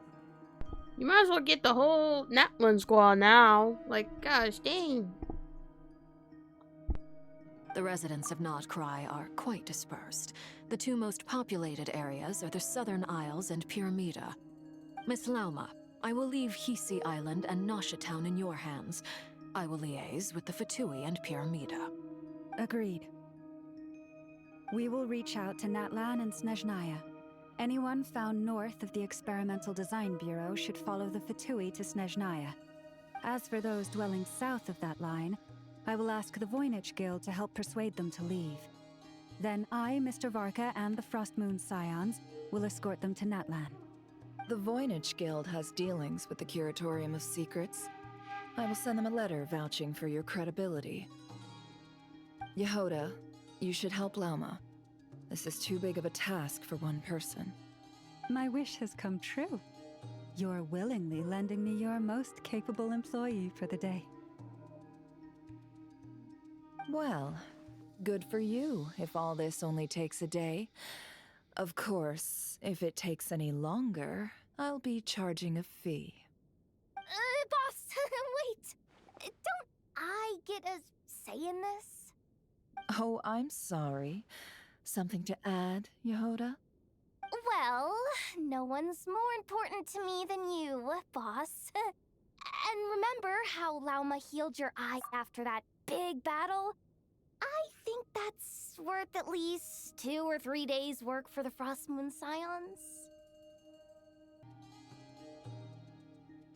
Are you completely incapable of acting in your own self-interest? Or do you simply devalue your own labor? Are you sure you don't want to come with us? Who will see to our other work if we're all busy evacuating residents? Sandrone insists that Columbina is still alive, and we have a traveler to rescue. There's much to be done. But boss, I'm just worried that... Well, Nefer, I'll link up with you once my tasks are complete. What makes you think I'd need you to do that? I'll need it. And considering the way you approach certain matters, I think you'll be better off with me present. That's quite enough. Just focus on your work first. I bet we're in for an uphill battle here. But we can help out too. Inefa and I are gonna help Nasha Town's residents carry their stuff. Loading schedule. Store essential local research data and technology samples, then escort the people to Natlan. Understood. I will execute this to the best of my abilities. Great stuff. Thank you, ladies. I've contacted the Lightkeepers. A colleague of mine will join us shortly. I will persuade them to conduct a thorough search of the region to ensure that no civilians get left behind. As for me, I guess I'll be making an early return to Sumeru. I think it's important that someone informs the Dendro Archon of what's going on in Notcry. Roger that. Someone should inform Mondstadt, too. Mr. Duran, can I trust you to handle that? I think you fly faster than any of us can run. As an added incentive, get there fast enough and I'll see about getting your gliding exam waived. Really? Ha! Mission accepted, sir. I intend to stay behind and help Miss Sandrone with her research. She has some alchemy-related questions that she'd like me to explore. She recognizes your expertise, then. I wish you a fruitful collaboration. Thank you. In truth, I was surprised to hear her express an interest in subject matter outside of machines. I believe she has been investigating some Fontanian technology recently.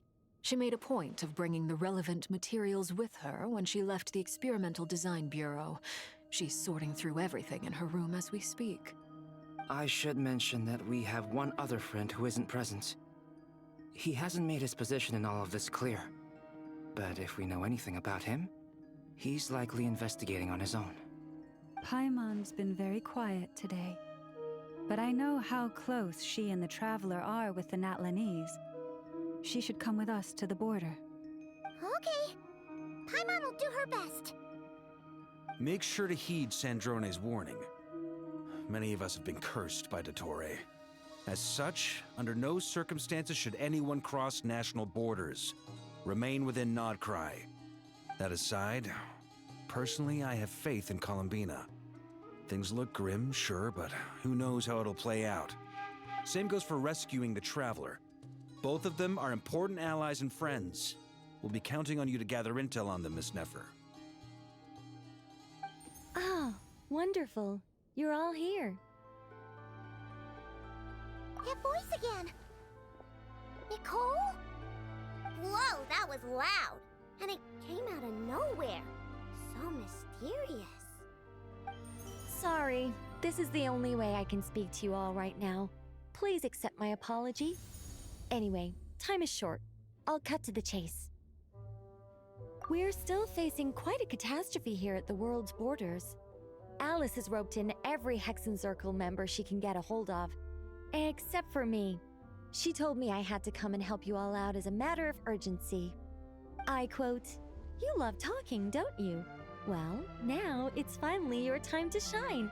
Take these. Make sure the whole party gets one each. You'll be in charge of making sure everyone stays connected." Huh? Is this a Dodo communication device? Scanning. Unknown device. Analyzing. Unknown device. Conclusion. Cute. Affirmative. It is cute and good. I believe that I quite like it.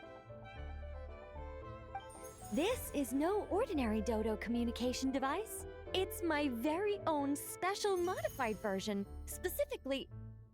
Ah, sorry. I almost went off on another tangent there. Anyway, help yourselves. It will allow us to communicate over long distances within Nodcry. No more worrying about shuttling messages back and forth. What astounding technology. Am I right in assuming that it relies on your personal abilities to function, Miss Nicole? Yes, exactly. Right on cue, Albedo. Ah, I'd love to brag to you all about how it all works. But no, next time. Anyway, I'll be right with you all, serving as a communication hub. That's all from me. Head off as soon as you're ready. I'll be staying here to keep watch, and I'll be sending you my blessings.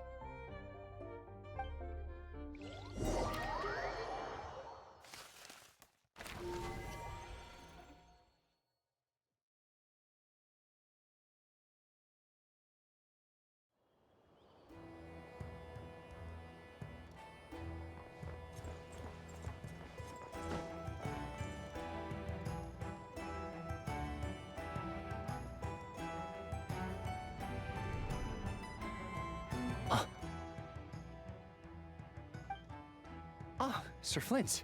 Perfect timing. I just arrived myself. You are most considerate, Master Ilua. But in fact, I know you have been sitting here for quite some time. If you saw me, why didn't you say something? I was curious to see how long you could sit still for. Also, shouldn't you have managed to sense me approaching? That would be a first. You always seem to appear out of thin air without making a peep. Also, how many times do I have to tell you not to address me as master? I don't qualify. I beg to differ. Why should a young man so well versed in social graces as yourself not be worthy of that title? Please, Lord Flint's... Sir Flint's. I'm begging you, don't flatter me into complacency like you do with everyone else. You understand me better than most. My newest acquaintances tell me I love complimenting others. What do you think? I think they don't understand why you do it. You just love puffing people up till they're a big, happy ball of hot air that floats away into the sky. In all sincerity, I can only hope that they bring good tidings when they come back down to Earth. Is the situation that bad? We just held a strategy meeting. Let me fill you in.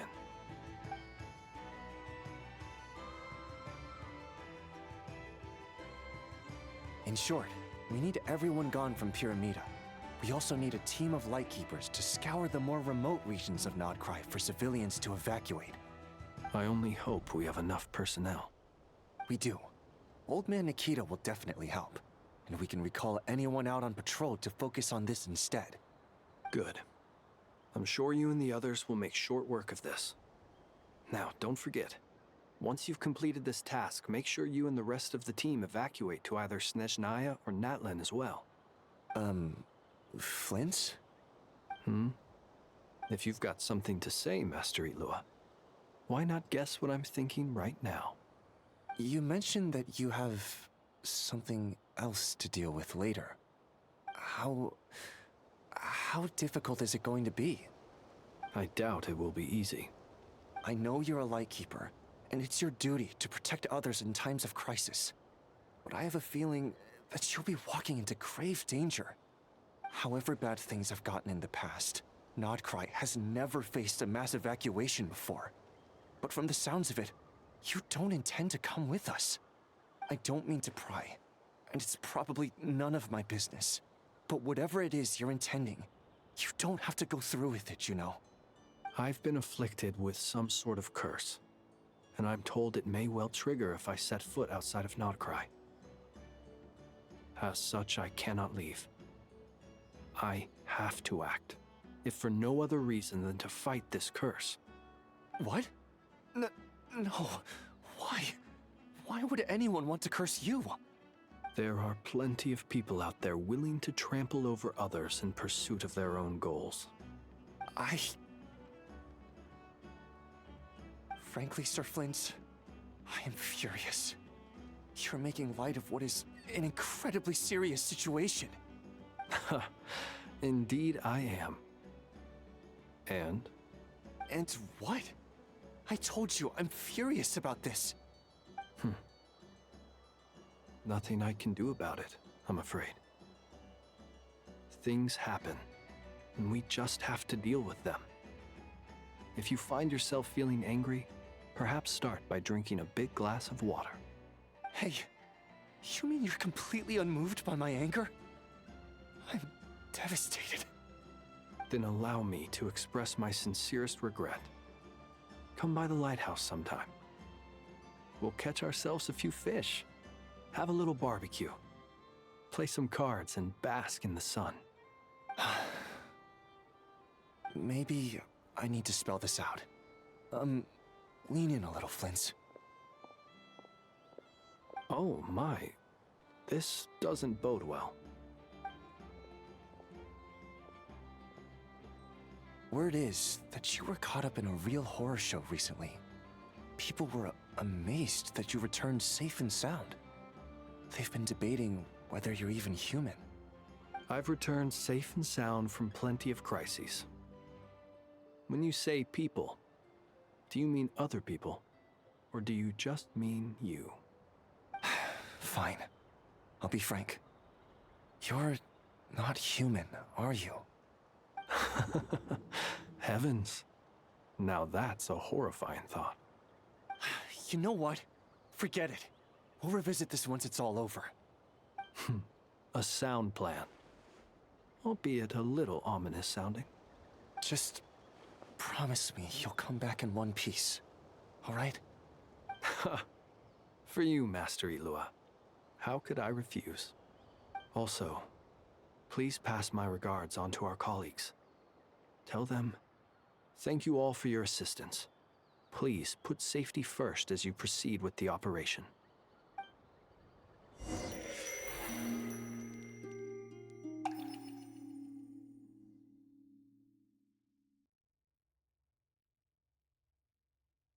I have to keep searching for a path toward reality.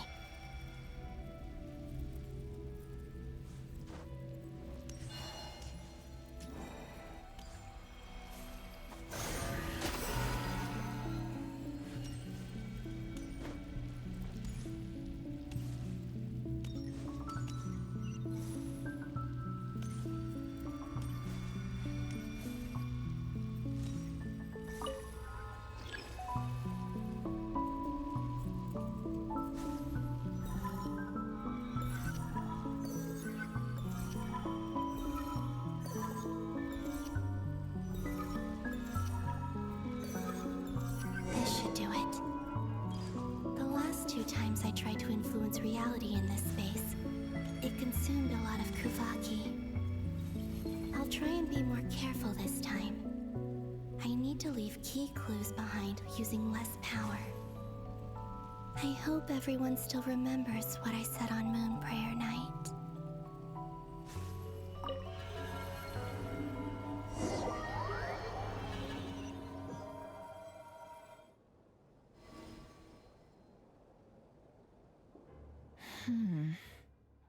Nothing here either.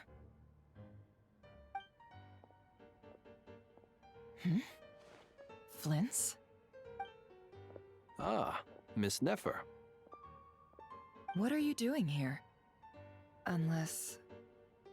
I just spoke with Itlua about arrangements for the search and came for a walk nearby. As for you, why would... Huh. It appears we think along similar lines. And neither of us likes to accept things at face value. As well as figuring out how to gather intel on the Traveler, I wanted to confirm some of my own suspicions. Also, we'll need to bring a lot of force to bear against Ettore, even if we're only looking to rescue the Traveler. We can't leave anything to chance. You don't think Columbina perished either, do you? I'm merely considering the possibility that she survived, just as you are. How much can we really know about a deity like her anyway? Do you remember what she said on Moon Prayer Night? About using moonlight to send messages to us? Of course. I think that's why we're both here. Where have you checked so far? I've been focusing on the outdoors. Anywhere the moonlight shines. I checked most of Nasha Town, but didn't find anything. I checked the Curatorium of Secrets, and a few rooms where I thought I might find some leads. But no luck here either. The only places I haven't looked yet are the rooms in the flagship. But process of elimination isn't the only thing that brought me here. Oh, really? What's your other reason? After all that build-up, our mystery ally never showed up even once!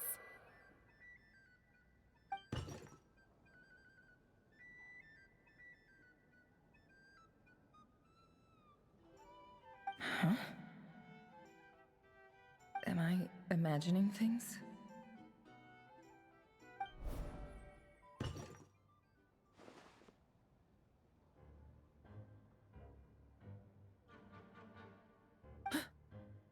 Come on, let's see what's going on. Oh no. I knocked over a vase as soon as I came in. It must have been caused by a Kuvaki fluctuation when I entered the space.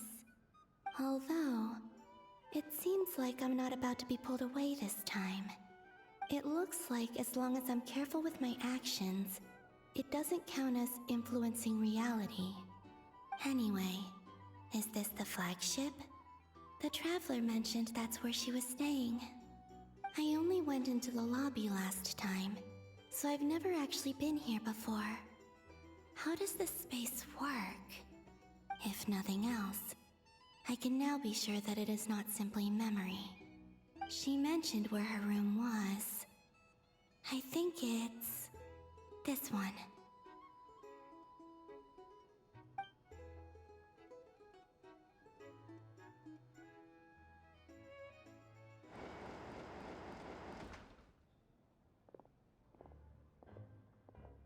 The door is closed.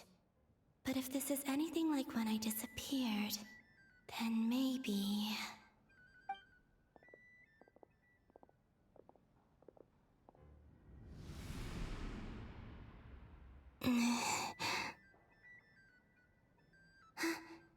I'm in.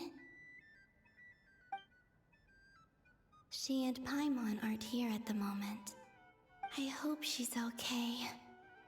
I wonder what happened to her after that battle with Ettore. Best not to dwell on that for now. I need to try and leave them some clues.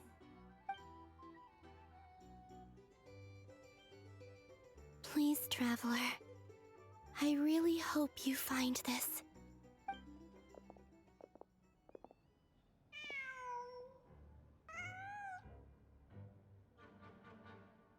Huh. Just a cat. Nothing else here strikes me as noteworthy. Didn't you stay here for a couple of nights once? Before Rerir showed himself, yes. It's also where the Traveler and I first met. Did you notice anything unusual during your stay? I remember thinking how much noisier the flagship is at night compared to the graveyard. Other than that, no. The Traveler and Paimon were most congenial neighbors. This is where they've been staying, yes? Over here? That's right. I wouldn't usually condone breaking and entering, but we can make it up to them later. Focus now. I have to write a message on the wall using Kuvaki, just like I said on Moon Prayer Night. Simply open your windows on nights when the moon shines bright, and the moonlight will naturally flow towards the words I have written. Here goes. I'll need to carefully control my strength.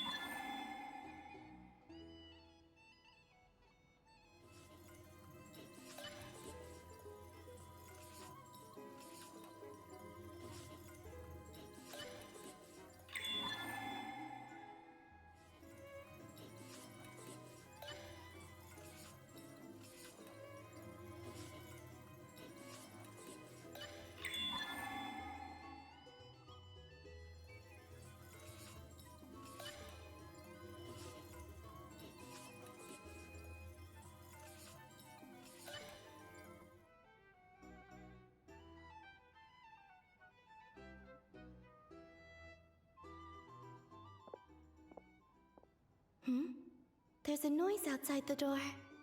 Is she back?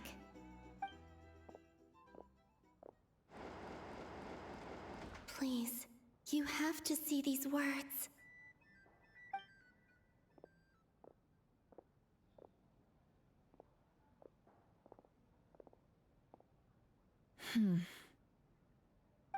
Well, do you sense anything?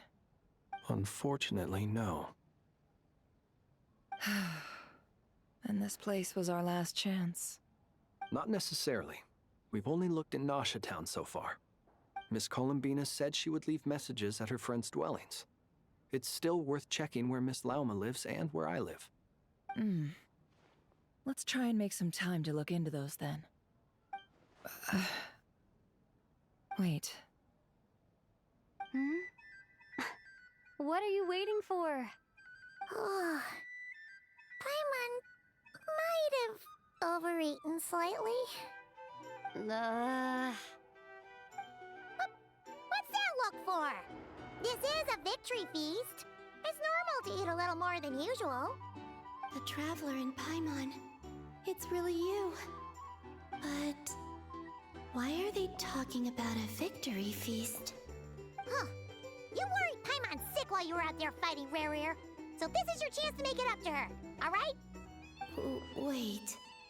So this is the night after the battle against Rerir. How did I end up here? That's quite a long time ago now. Wait.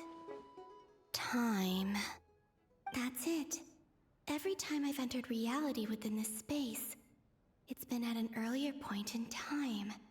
Every one of those points has been before I fell into the moon's reflection.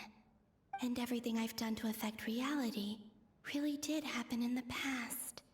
Does this mean that within the moon's reflection, time flows backwards?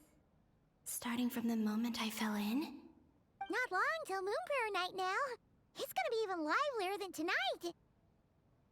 Although, it's gonna be sad saying goodbye to the damselette. She seems like a really nice person. Paimon. No, I can't. Even if I make contact, they probably won't understand what's going on. And in any case, I'll likely get pulled away again if I do.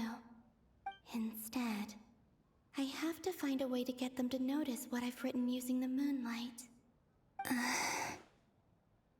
Wait, even I hadn't thought of doing that before Moon Prayer Night. They'd never conceive of that possibility. Is there truly no other way? Don't lose heart. We'll find a way somehow. Huh? Oh, you say that, but the Frost Moon is beyond the fall sky. If we wanted to go visit her, how would we make it through to the other side? We might not have all the answers now, but I'm sure we'll find a way one day. Huh. Guess someone's gotta be the optimist. The present. The future. That's right. There are still things I can do. What's your plan? Flins, when you were staying next door, did you ever open the window? No. The rooms here are dark and damp, and there's such a buildup of dust on the windows that the moonlight can't even get in. I didn't think it was worth the trouble. The moonlight? Ah, I think I see where you're going. One moment. I'll see if the owner is available. Don't bother. Time is of the essence.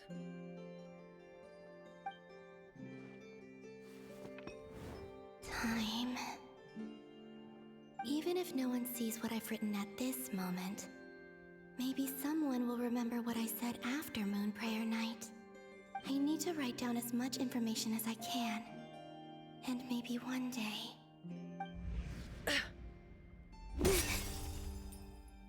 Huh? What's up with you? You can't even hold your cup steady. Are you getting tired? A little. Well, you should probably hit the hay then. You've had a really tough couple of days for you.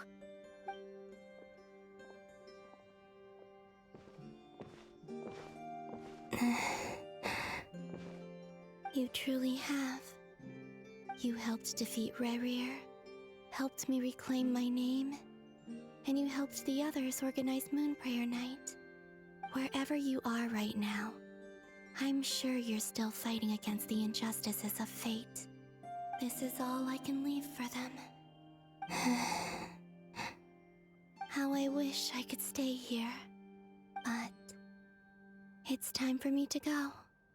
I hope to see you again in the next time, and if the opportunity presents itself. I will surely return to your side. Huh. Columbina. She's alive. Not only that, but she's left us an entire wall's worth of clues. She even wrote down what would happen on Moon Prayer Night. It's just a shame we found it too late. I am here.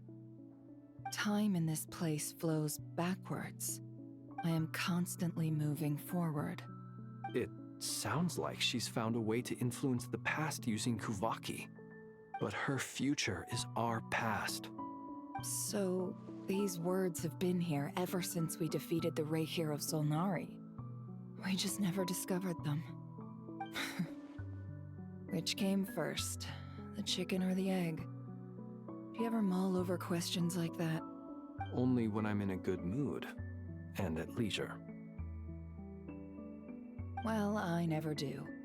Everything that has happened already belongs to the realm of fact. As a business person, and especially an intel broker, what I do is extrapolate from those facts to try and read the future. An admirable philosophy. It's a means of survival. Let's go. We have a wall's worth of clues to share with the others.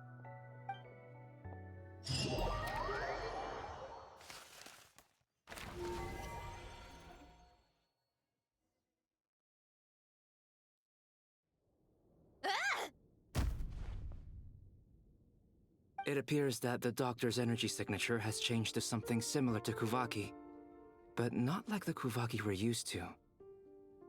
Nodcry's Kuvaki devices will only have a limited effect on it. I can see why you've chosen to place your hopes in alchemy instead. Also, I must say these books are rather profound. My subordinates just shipped them in from Fontaine. Some of them are from the Narcissenkreuz Ordo. Some are incident reports from Petrichor, and then there's a few test reports for these junk machines.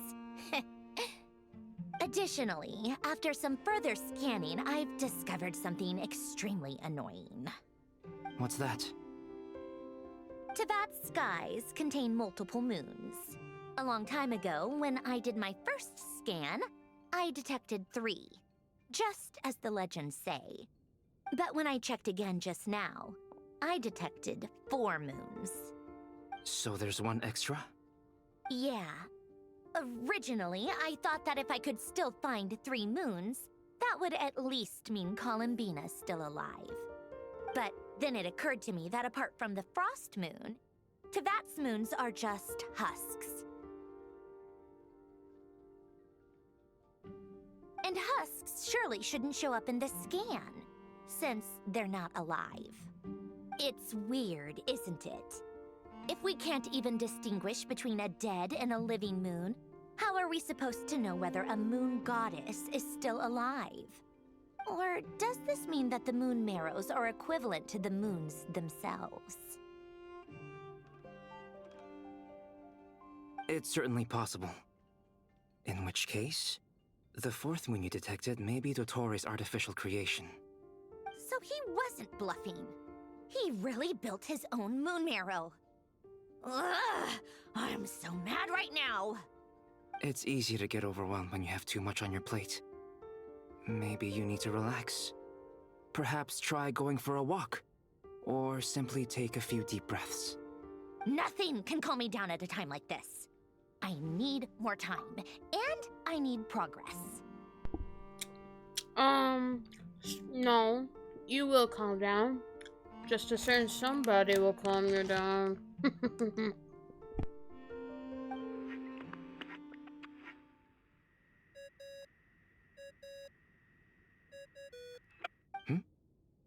It's Mr. Flynn's. I really hate that ringing tone. Ugh. First the 4 orthants of the Narcissenkreuz, then moon marrows. Now what? Oh, sorry if we're disturbing you. Might I ask what's troubling you? What do you want? We're busy. Are you still at the Curatorium of Secrets? Yeah. Look, everyone else is still out, so there's no hurry. Plus, I'm busy, so I would appreciate if you gave me some space. Even though we have crucial intel to share? Fine. I'm listening. Do you intend to share it via the Dodo communication device? Ordinarily, I would, but this is a unique situation. I think it's best that we discuss it in person. See you at the Curatorium.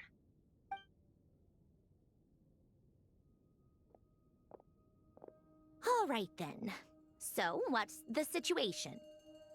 The rest of the team is still out working on their missions and evacuations, but we've decided to fill you in on the most crucial information first. Sandrone, you were right. Columbina is most likely still alive.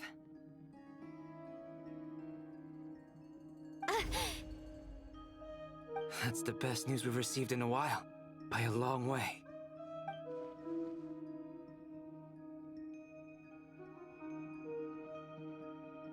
Random locations.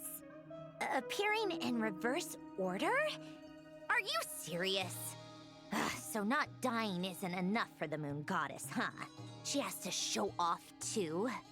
Anyway, does this mean we can deduce her condition from the moon marrows? Miss Androne, there's nothing wrong with simply admitting that you're happy to hear the good news. I'm not. And she's the least of our problems. We're facing a huge crisis. If she can't control the flow of time in there, she's just gonna keep moving backwards. Different points in time won't intersect, and she'll never find a way out. Let's say life begins with a drop of water. When did time begin? The moment this planet came into being? Sandrone, you just gotta learn to be nice for once in a while. Like, come on. Stop being so rude. No, that's not right. Her final destination would be the moment at which the space she is in was created. But it doesn't seem like we can influence that space from the outside world. So how can we help her? Also, if she's alive, Rerir and Thalindus might be too. But as far as we know, neither of them have come back out. That space may not have an exit at all. I'm afraid I must concur with Miss Nefer in this. Can't exactly argue with that. Let's leave it there for now. I've taken notes on everything you said. Will it help with your research? I doubt it's gonna help with breaking Dotori's energy fields. But who knows when it might come in handy. Better to have it all written down than try to remember everything when I need it. All right, I need to get back to my research. Mr. Albedo has made a lot of suggestions that will require my undivided attention. Sure, I'll stay here.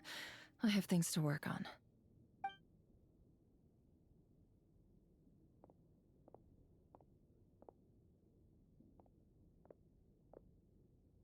Paimon, are you there?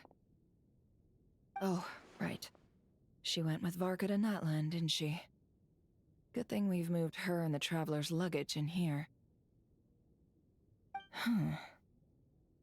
Speaking of the Traveler, where could they be? There's a note from Paimon. Paimon here. Not in at the moment, but if anyone needs to borrow her stuff or the Travelers, go ahead and help yourself. Paimon won't be mad. Also, Traveler, if you get back before Paimon, make sure to get some rest. Paimon misses you a lot, but put your health first, all right? How sweet. Well, since you offered, Paimon, don't mind if I do. This is the Traveler and Paimon's luggage. All the items they use day to day are here. She ends up eating all the food they packed. It's well organized. I wonder which of them is responsible for that. What do we have here?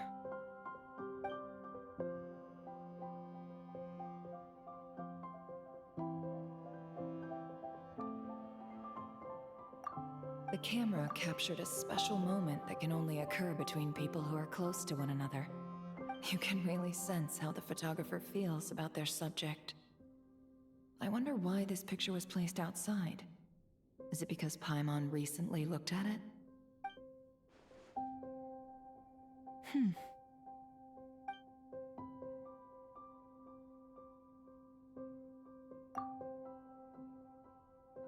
A thick book indeed. This must belong to the Traveler. Perfect. I'll use this. Hang in there. We'll find you.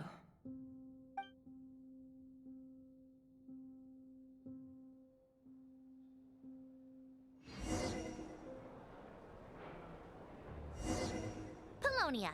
Search keyword world formula and bring me all relevant books.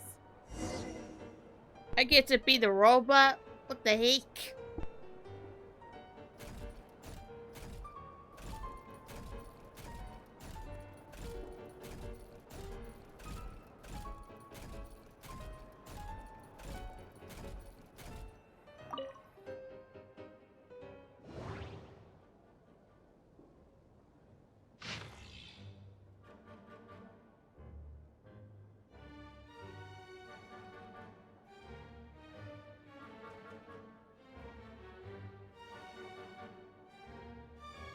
If you're also wanting to read this as, you know, as I go along this, then make sure you pause the video every now and then just to read it. I am a fast reader by heart, so this does not affect me at all. But if it's too fast for you, then like I said, just make sure to pause the video every now and then you'll read the whole thing.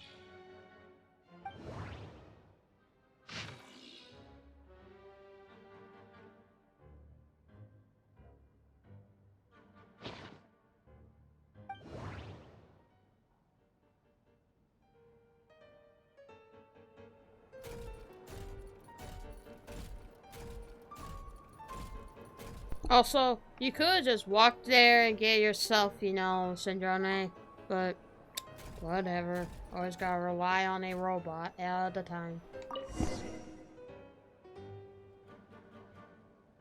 Let's see. This one is on Tonki's sermon dictation concerning the apocalypse. I believe that the correct term for this is Fortuna. This was an ancient Romorian technology, a wisdom unparalleled.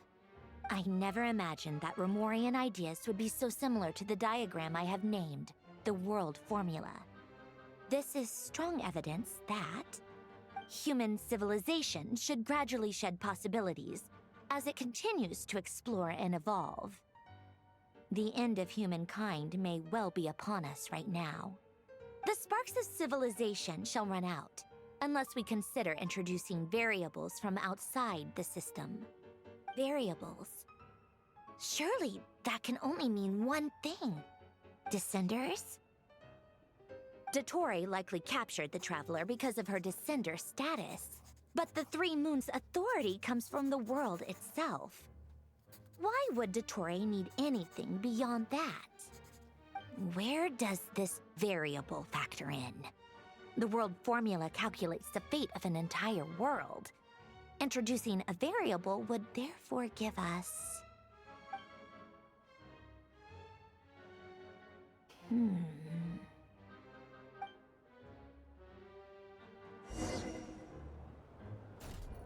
Polonia, search keyword pathway and bring me all relevant books.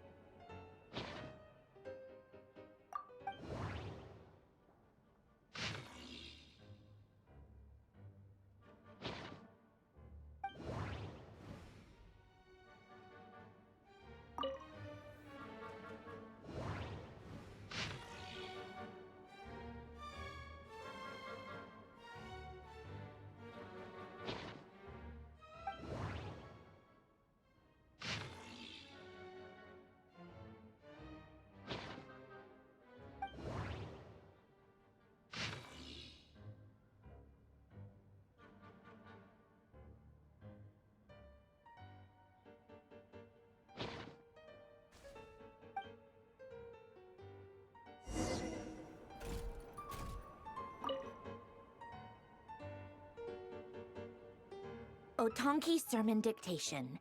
Explications on the Chemical Marriage. These titles are pretty esoteric. Observe and compute the pathway displayed in the guidance diagram. Deconstructing and reversing its effects could generate potential ideas. So, it's one of Renee's draft lectures.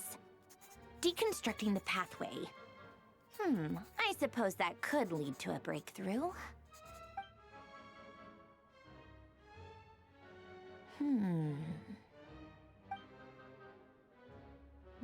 This is so long. This guy sure loves showing off his knowledge.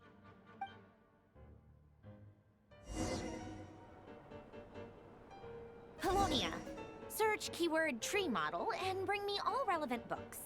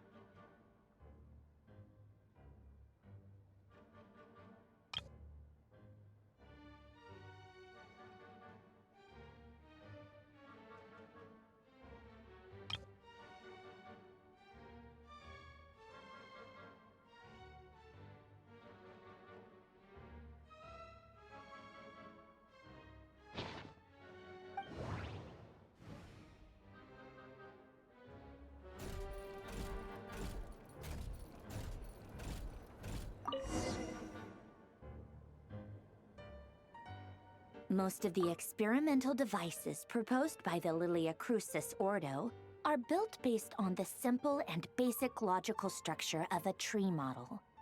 Lilia Crucis. Guess they were trying to cover up the name of the Nautitzenkois Ordo? When Duke St. Germanus departed, he said, "It seems that there's no going back." Alas, he is only a genius when it comes to machines. In all other things, he is but ordinary. Excuse me? I'm sorry. That's just ridiculous. What kind of book is this? Great Detective Herlock, the Alchemist and the Clockwork Saint? Isn't this a novel? Come on. Still, the author swears that they knew Renee well. Whatever. I guess it's not beyond the realms of possibility that Renee would say nonsense like that on occasion. Memory, wishes, souls, and persona. Frankly, this sounds more like occultism, but if Albedo vouches for it, I suppose there must be some alchemical basis to these techniques.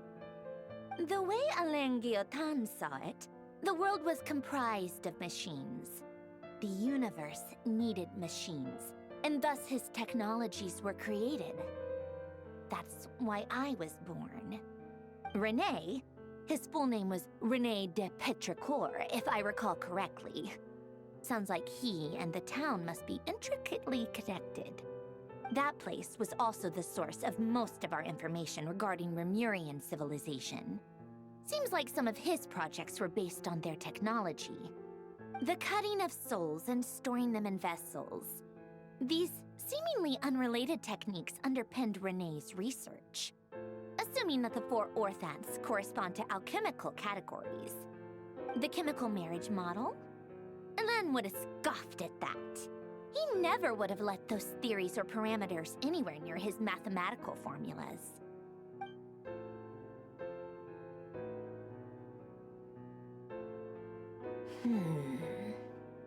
What was Alain's view on René? I know he mentioned the name, albeit very rarely. Oh, now I remember. Alain's old notes are here too. They mentioned René once. René seemed most out of sorts when he spoke to me. A lack of sweet foods has dulled his mind, I should think. Either way, his words are not to be believed. Yep, that sounds like Alain. My subordinates actually did a half-decent job digging out all these materials.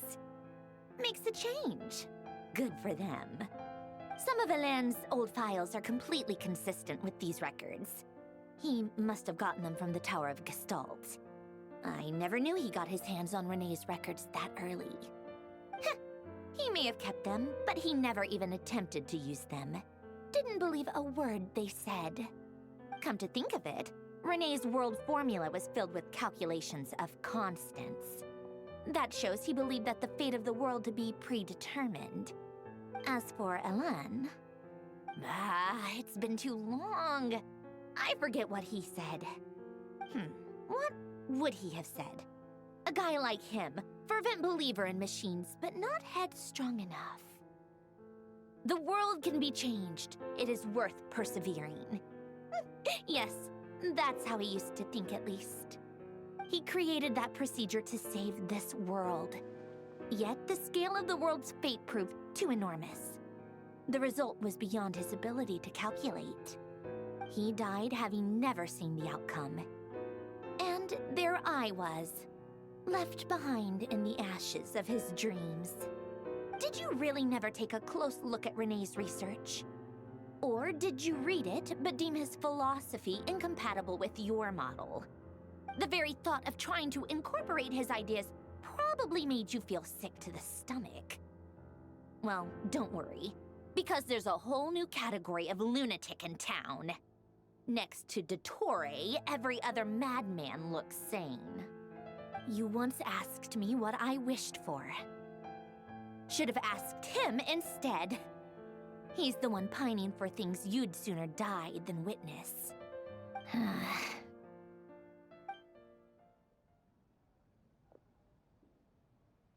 Even the tiniest variable can make big waves in the present. Now then, allow me to put these incompatible fragments together in your stead.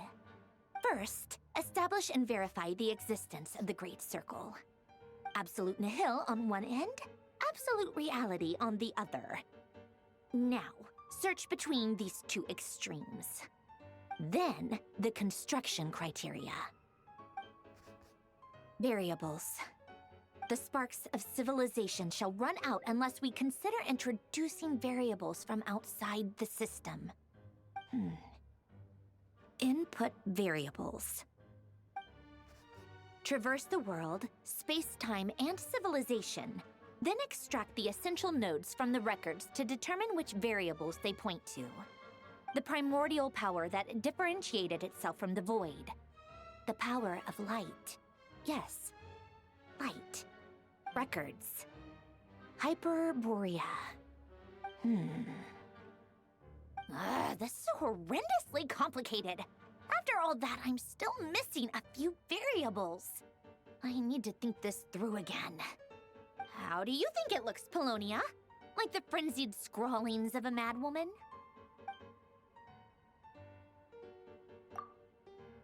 Fine, keep it to yourself. It's not like you can talk anyway. I'll assume you gave it a passing grade. I jest. But true madness does often start with trying to save the world. What would Arlecchino and Columbina think if they saw this incomprehensible hen scratch? They'd probably have me institutionalized. So would Rosaline. She's been dead for a while now. When I close my eyes and think back, I can still see her face. And that enormous dress she used to wear. Such a bizarre choice. What possessed her? Oh, and the clack-clack of those heels used to drive me insane. No one's asking me, obviously, but I hope you all know that I never wanted to save the world. I'm not crazy. I don't have delusional ambitions, and that's a clinical fact. The world needs a solution, but I don't need the world's validation. It's the world begging me for answers, not the other way around.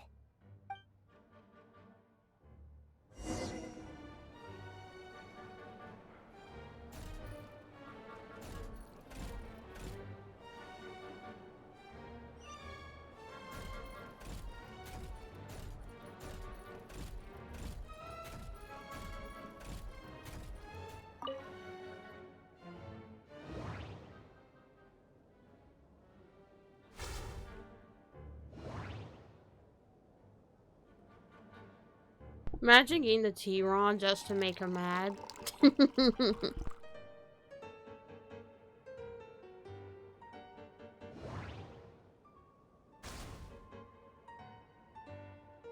Why do these look like fortune cookies?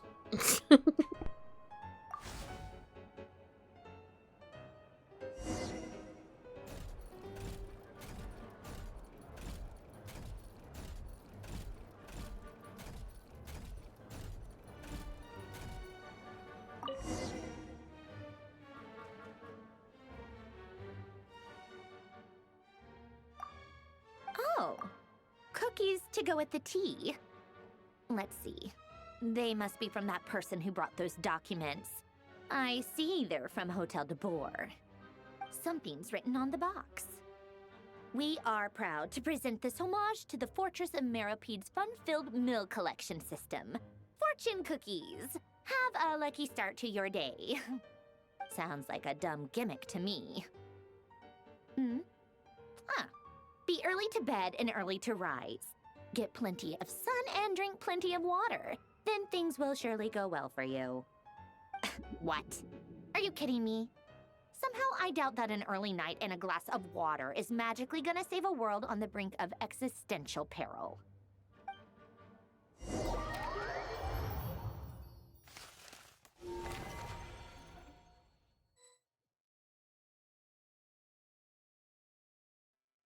Lady Arlecchino, word has reached us that Lady Marionette's troops are all in position. They are ready to act as soon as the order is given. Excellent. The only thing is, they are fewer in number than we expected. It looks like many of them must have lost their lives at the hand of the monsters released by the Doctor. Can't be helped. Allow them to join our ranks, and keep in contact. As you wish.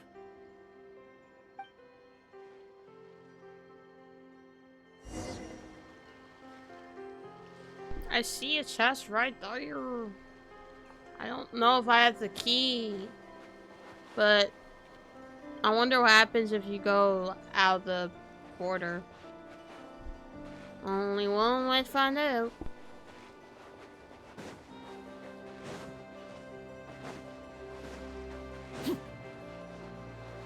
Dang it. I don't. I can't even mark it either. No. We are not going to leave until, you know, the end of it. Well, it's okay. I only have...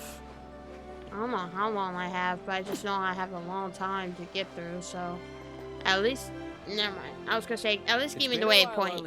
You look well. And why child, bro? Get out of here. Did Dottore really have to build his lab right on the sole path between Snezhnaya and Nodcry? Had to go on a huge detour to stay out of its line of sight. Sounds like an arduous journey. I assume you've brought word from Her Majesty? Of course, all part of the job. Firstly, the Tsaritsa has authorized Fatui Internal Affairs to review Dottore's case. They will reach a formal verdict on whether he has turned traitor and whether he poses a threat to Snezhnaya. While they're working on that, I've been ordered to come and receive the refugees from Nodcry. They are nearby. My team will escort you to them shortly. Great.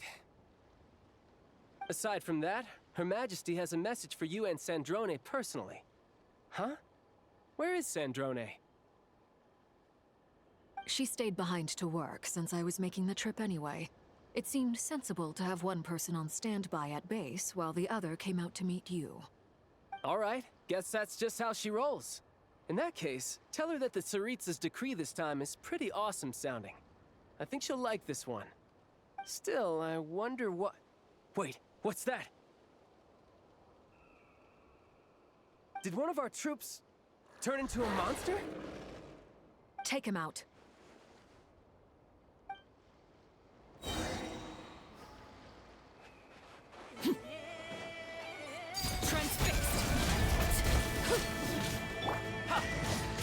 Brace yourself. This is gonna hurt.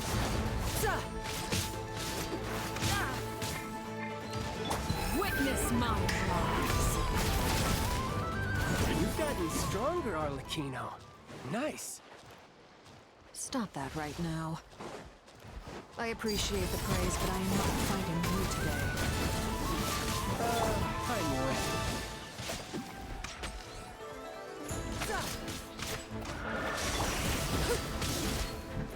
Tidal wave.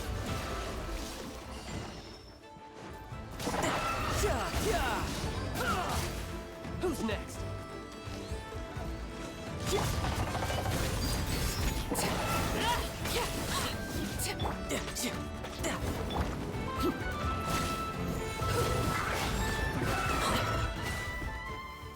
I can't believe it. He was a living, breathing human one moment, and the next? Another fine piece of work by our dear colleague, I'm afraid. What in the world has been going on in Nodcry? A lot. But long story short, Dottore stole 2 moon marrows that should have belonged to Columbina, then built a 3rd moon marrow of his own to concentrate the Trilunar Authority in his hands. What? What do you mean he built a moon marrow? People build roads and houses, not moon marrows.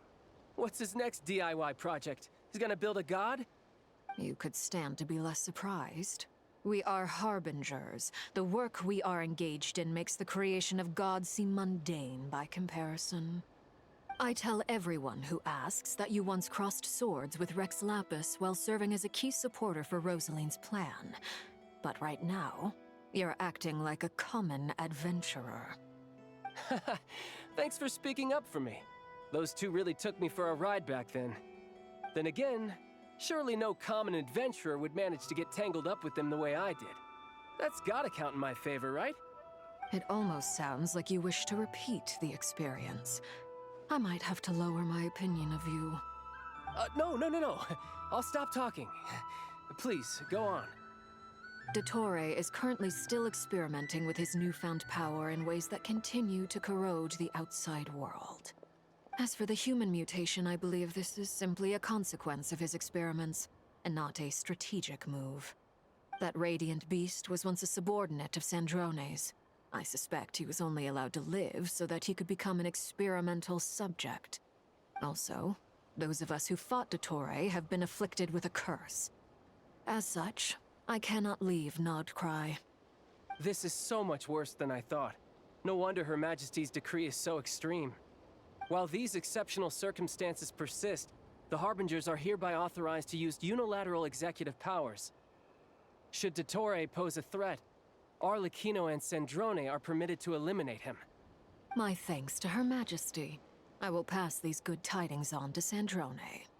Her Majesty has also declared that she will refrain from launching an attack on the now evacuated Nodcry due to the presence of unretrieved research material. A wise decision. By the way, how's my old partner doing? I'm assuming they're with you? Partner? You mean the Traveler? I'm afraid I have bad news. She was captured after our failed assault on Dottore's lab. Her whereabouts are currently unknown. What? Why? Since when does Dottore have a bone to pick with her? That is indeed the question. I'm not sure he does. He must have some other goal in mind. This won't do. I have to rescue her. You can't. We have no idea where the Traveler is.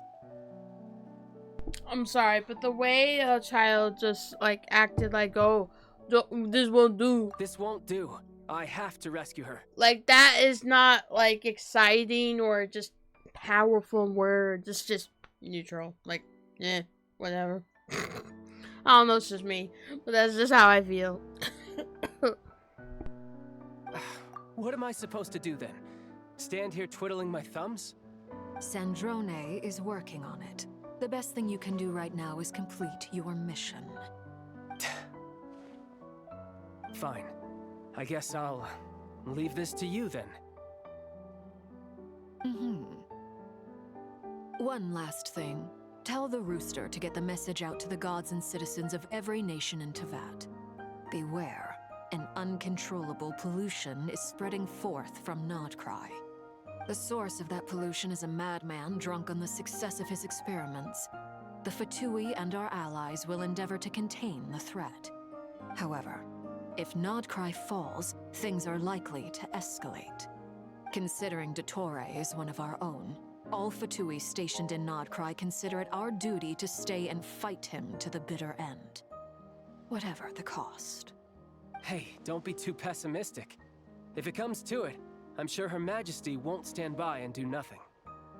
I hope you're right.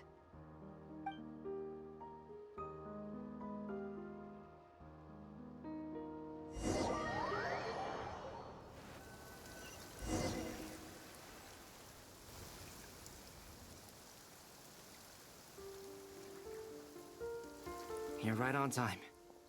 Thanks. Hey, do you think I'll get that gliding exam exemption? I made sure I was on my best behavior in Mondstadt.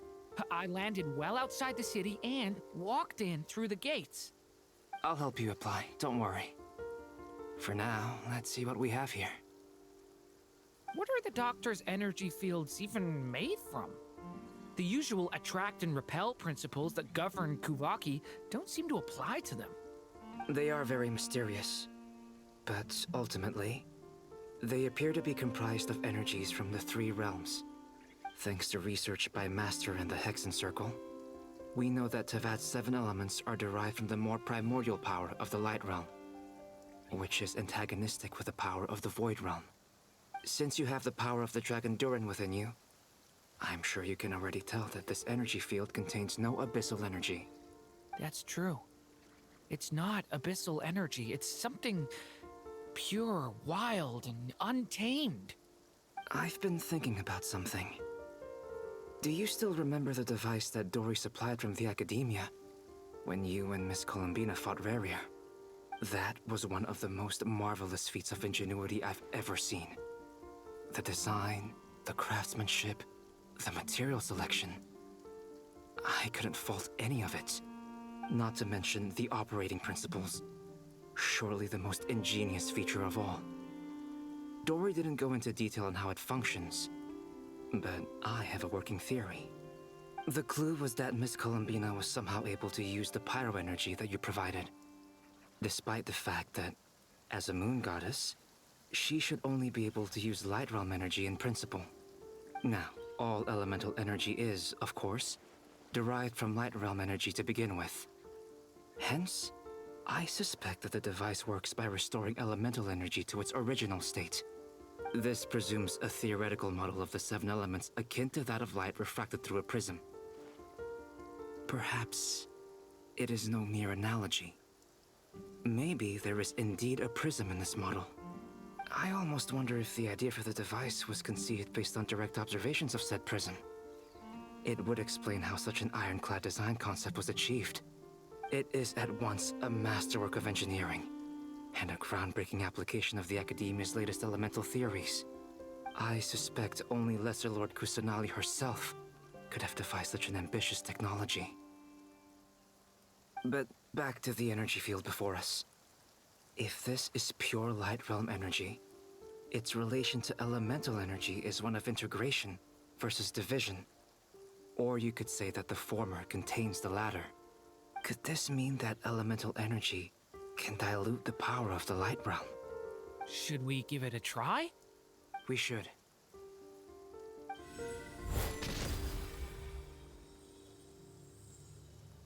Ha! It works!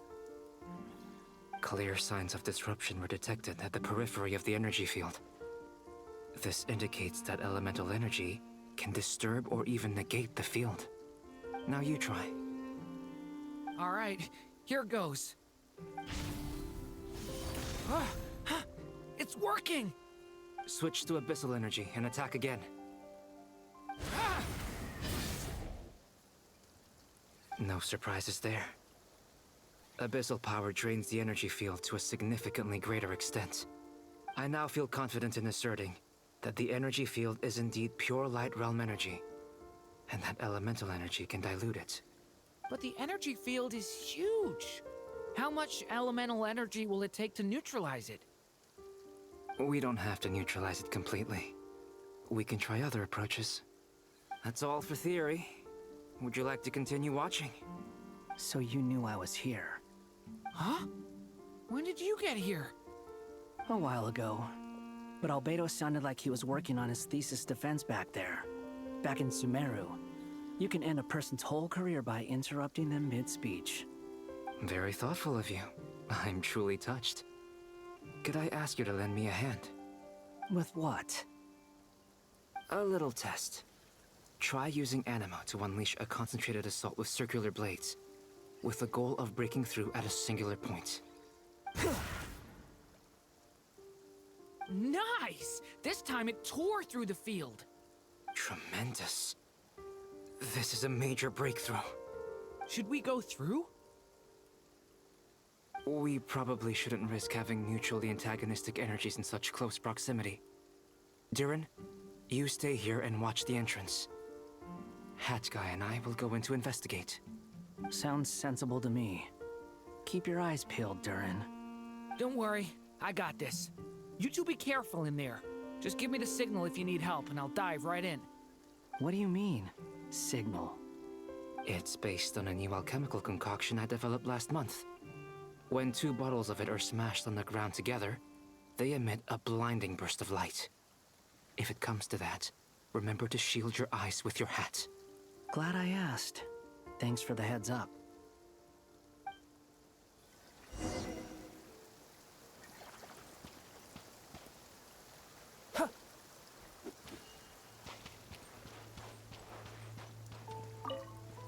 Like I thought. Beyond a certain distance, we can't see the opening where we came in.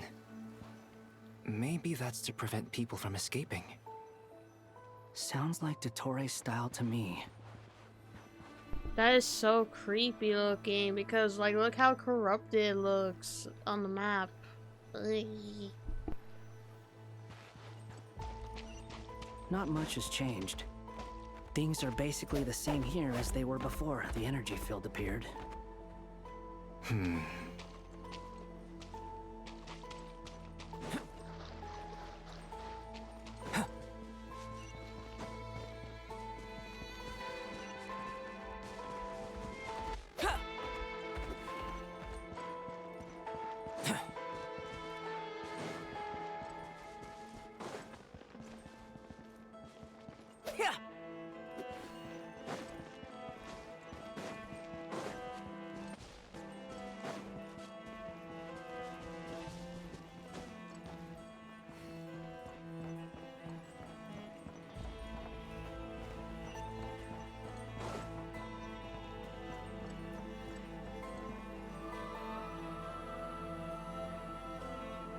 They have no heartbeats and they're not breathing.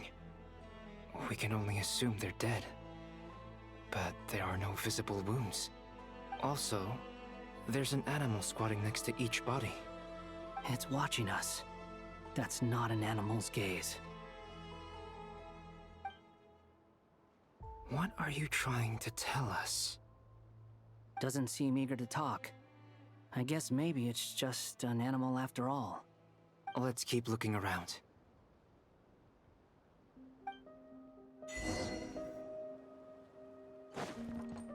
Come into being!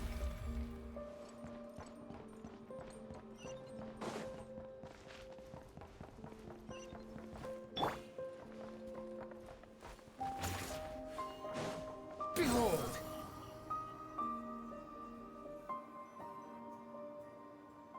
Same situation everywhere. Not a living soul in sight.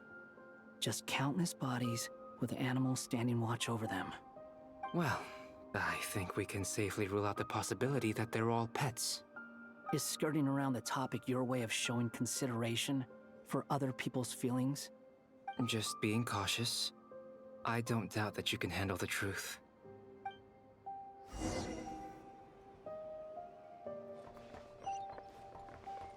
Quit following me.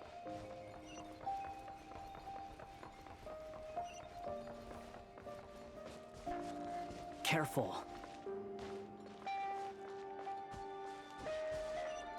Please, help us. Please. Over there, I hear a voice.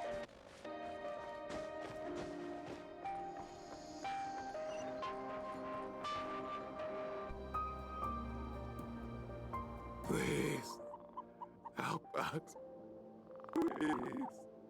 What happened here? I don't know. Suddenly, everyone collapsed. Then my line of sight got lower.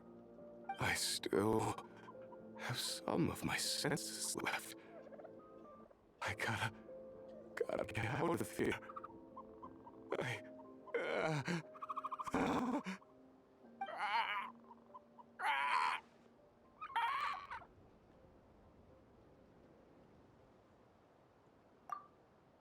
It looks like there's a huge experiment going on inside this energy field. Maybe each energy field is its own giant experiment. Vile. He's swapping human minds with those of animals.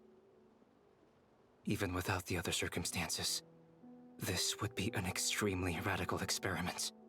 Those people may have lost their sense of selves, but they are not fully animals either. If they were, they would have left. But instead, their instincts are driving them to remain by their dead bodies. We should go. No sense in sticking around here longer than we need to. Agreed.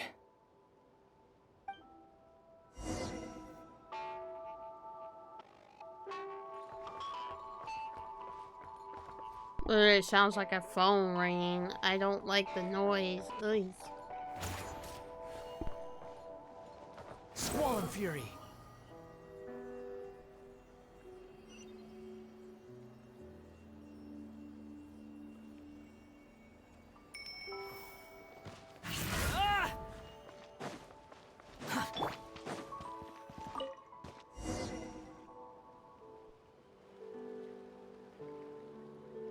You're back!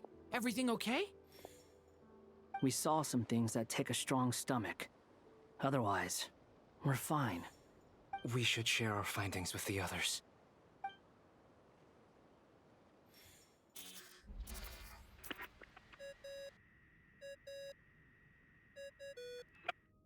Yes? Who is it? Miss Nefer, it's me, Albedo. We found a way to break through the energy fields. With enough control, it's possible to tear them open using elemental energy. Also, we managed to take a look inside. Dottore is carrying out his cruel experiments on an immense scale. Any residents who have failed to evacuate in time will likely meet a grisly end. Sounds like he's living down to our expectations. Might I ask how things are proceeding on your end? I'm just about to get started. I'll be in touch once I have a result. Understood. Stay safe. I will.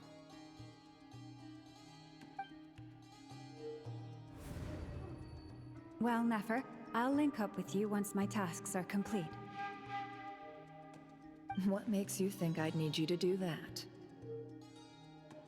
I'll need it. And considering the way you approach certain matters, I think you'll be better off with me present.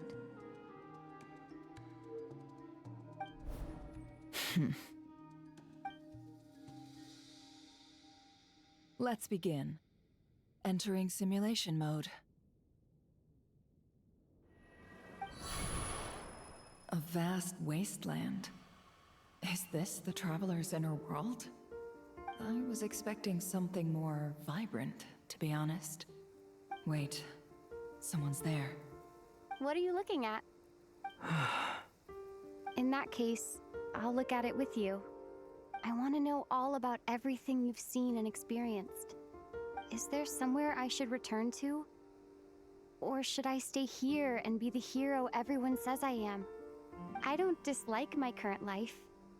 Roaming the land, fighting battles, accomplishing missions, earning a living, looking after Paimon. It's not so bad. I guess the only thing that's missing is that you're not here with me. This is the conscious layer, which contains a person's true feelings. It is filled with both longing and kindness. I suppose anyone who lives long enough ends up wishing for someone who can't be there. Maybe it's the only way we can feel truly alive. Time to delve a little deeper.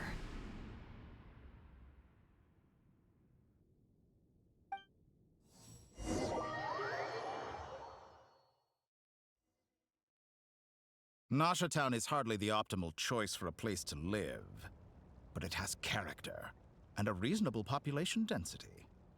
What are you trying to say? Oh, don't be nervous. I was just thinking where might make a good starting point for your journey. Perhaps I should send you further afield. Conria, perhaps. Conria ceased to exist long ago. Once again, you fail to understand the possibilities that the Tri-Lune creates. Anything that has existed in the past, I can now recreate. You simply do not wish to see that happen. That might be because you miss your sibling and fear getting answers that you are not ready to learn. But this is not for me to judge. If we are to collaborate, we need to maintain an amicable relationship. In a moment, you will be able to...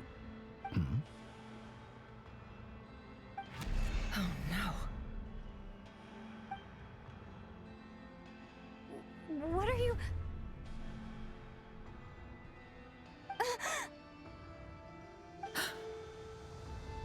What are you gonna do? Don't move. Something unwanted has crept into... Oh? Gone as quickly as it came.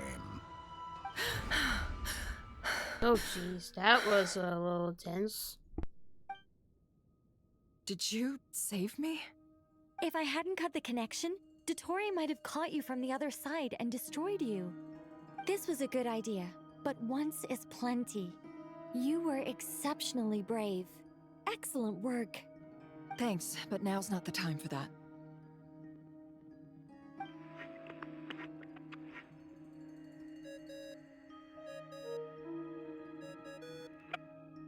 Albedo speaking. I think I know where she is.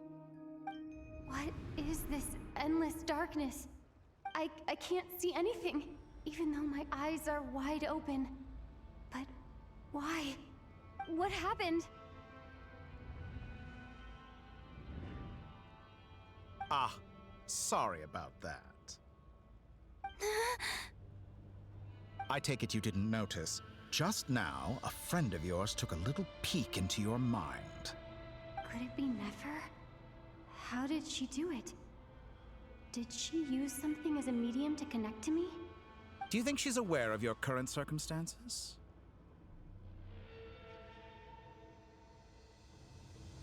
Oh dear. Have I stunned you into silence?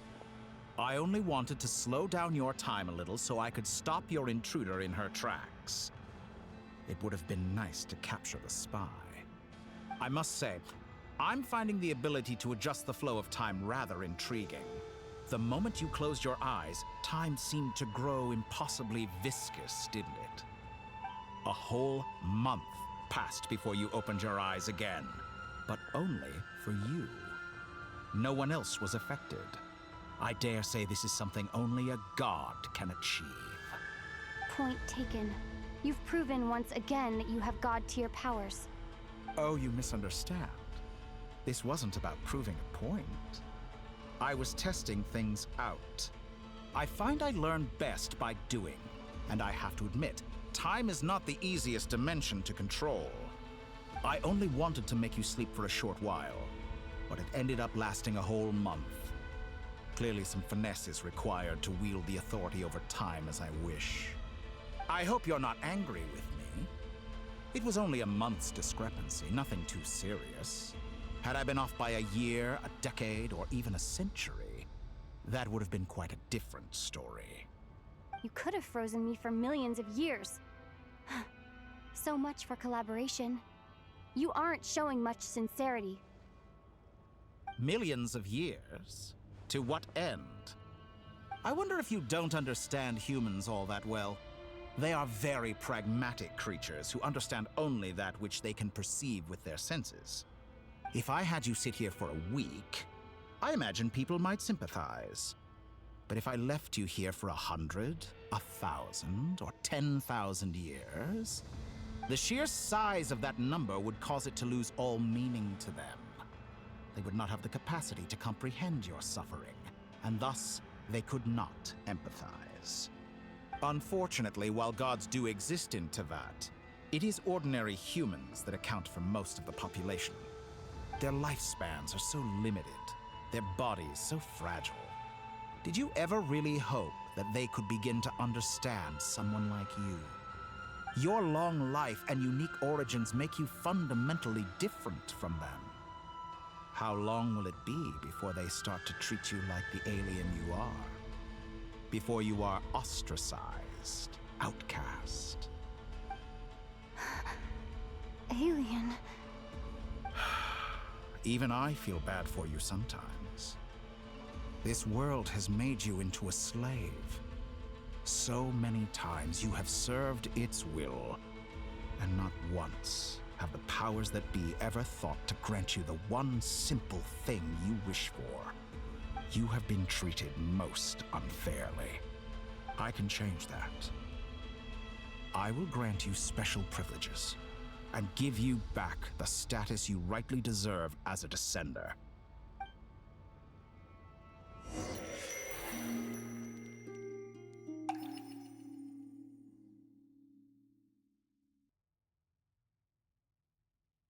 I've entered the past 3 times at this point, but I still have so many questions. For instance, beyond each point being further back in time than the last, what determines the specific locations at which I can make entry? So far, the common thread linking all 3 scenarios is that the Traveler has been present. But it's more than that. I know I sensed something familiar around her. What was it? I'll keep this question in mind as I carry on.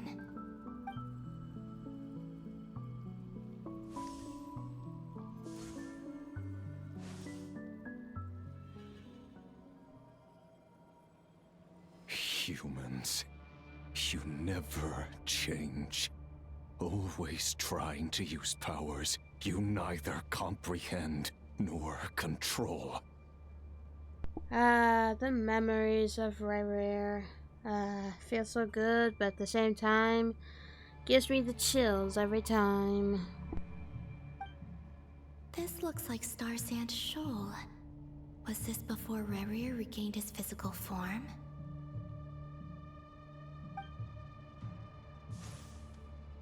You've messed with the cannon again, huh? Sorry, but this round's not gonna go your way. The cannon. That's right. I was at Silver Moon Hall and I sensed an abnormal Kuvaki fluctuation coming from Nasha Town. And right after that, came an ominous power emanating from Star Sand Shoal. My body was once torn into countless pieces and hurled into the swirling chaos of time itself. But even so, my life and will were not extinguished. I wonder if I could try to prevent his resurrection. But how would I do it? What can I do, here and now? Traveler! Behind you! Look at that light!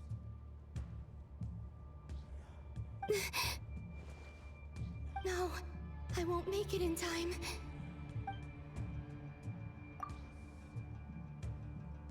She's using the Kuvaki shield like I taught her. Is she gonna use it to block the cannon's beam? She's strong. I'm sure she can manage. But the force released when the beam impacts the shield might lead to collateral damage. EC Island.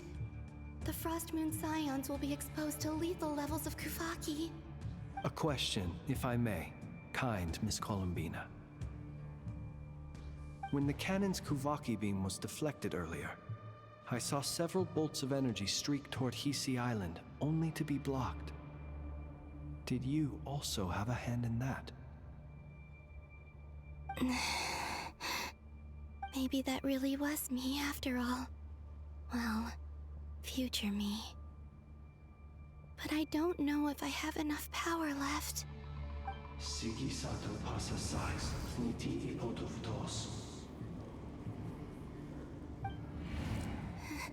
There's no time.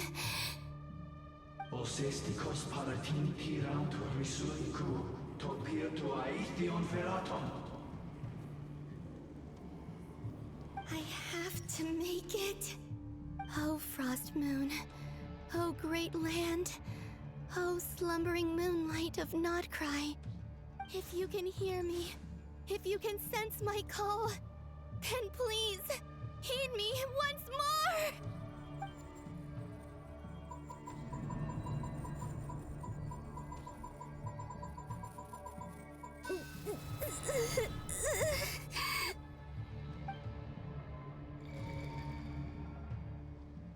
Did it work?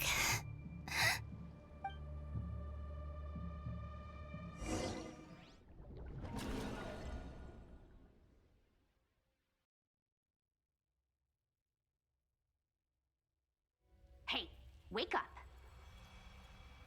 Hey, did you hear me?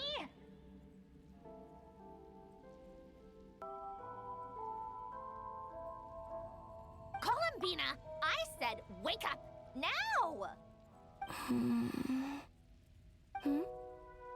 Oh, good morning, Sandrone. It's 3 in the afternoon, actually.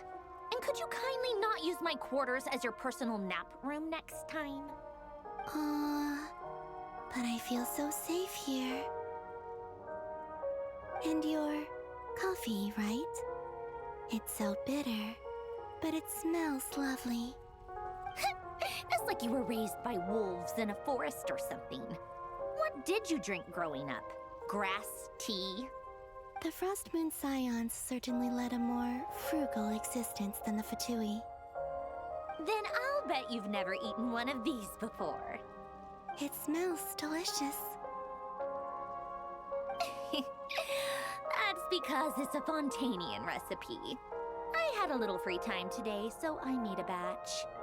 Rosaline will be here shortly, but if you really can't wait, I guess you can go ahead and... Hey, at least let me finish before you start eating! Did the Frost Moon Scions not teach you basic table manners? Or did the rules not apply to you because you're the high and mighty moon goddess? These are so tasty. Of course they are. I made them. I was worried they might contain traces of machine oil. What? Ew. You know, there's something I've always wanted to ask you. did you leave your old home and join the Fatui? I mean, I'm sure their food was awful. But there's gotta be more to it than that. Well, life there didn't go quite how I imagined. What were you expecting? You're a god. Your followers are gonna make some demands of you, right? Surely you can just answer a few prayers here and there in return for the free food and drink. How bad can it be? Well, would you help other people just for free food and drink? The doctor told me that you were created by a great mechanic, Lord something Fisher. The Lord Artificer. Ugh, some people can't keep their mouths shut. Oh, Lord Artificer. And didn't he have something to do with the, narcissist? Narcissenkreuz Ordo. Yes, that was it. Narcissenkreuz Ordo. So, would you try to fulfill their wishes? You must be joking. I wouldn't go even if they paid me. I don't even know them. Exactly. Well, I felt the same way. I did not know the people who made demands of me. Huh. What do you know? We're on the same page for once. In his later years, Alan did ask me if there was anything I wanted to do. If I had any wishes of my own. Well, I don't. And I'm not in any mood to fulfill someone else's either. Who's Alain? He was the... You know what? Never mind. You're not gonna remember. Anyway, the point I'm trying to make is, neither of us is the self-sacrificing type. Let me ask you this. What sort of place would you like to live in, if you could choose? A place where people don't ask me for things I cannot give them. Where they don't worship me, or fear me, but just want to chat with me like a normal person. I'd also like the freedom to come and go as I please. And ideally, it would be somewhere with the smell of coffee and snacks. Not to burst your bubble, but no such place exists in the world. Now, take your snacks and scram.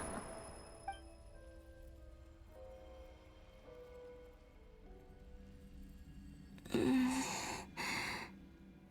I pass out? Of course. I'm back here again. I dreamed of events from my past. Sandrone. Traveler. I miss you all so much. Back there. I guess I managed to harness all the Kuvaki energy on Hisi Island. But how did I do it? Time is flowing backwards here, and I can use that familiar power to enter the world of the past. That mystery ally everyone talked about. It was me all along. I can sense that there isn't much more power remaining up ahead. What lies at the end of all of this? Will time keep flowing into the past? And will I ever find my way back?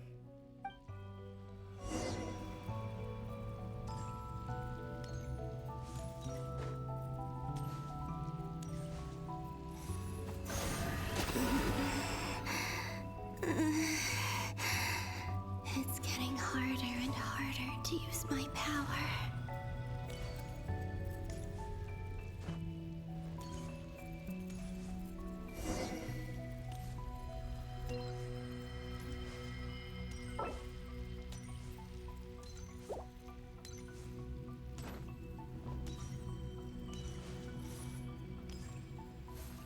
I'm no match for the Abyss in this state. I need to avoid the contaminated fragments.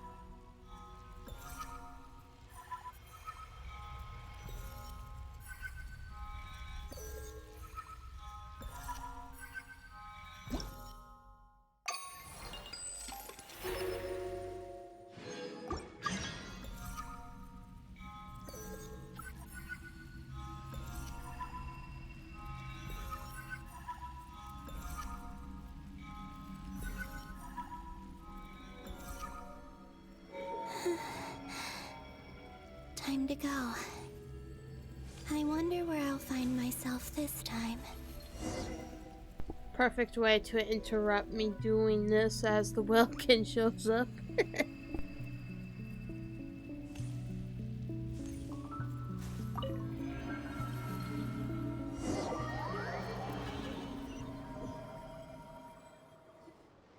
The Final Night Cemetery. This is where Flint's is based. Or not! How are we supposed to read through this many files? Difficult, yes, but it is also our most efficient option. Seems like they're searching for information. Oh, I remember.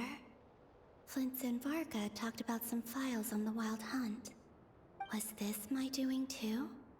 To expose the true intentions of this Rereer, we need to dive into Nodcry's history. Are my actions changing the past?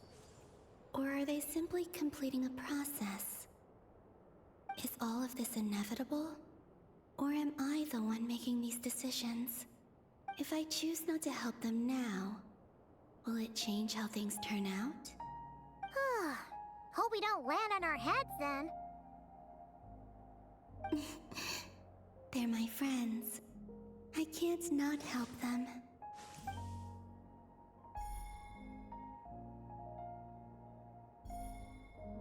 Ghost! And the other one was... here. Hey! Another file's moving!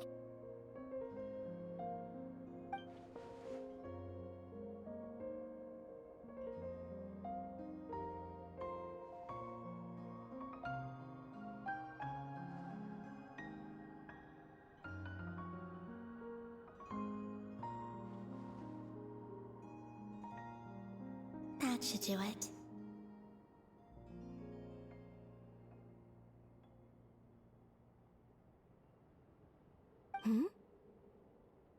Luanatar? You can sense my presence? Wait!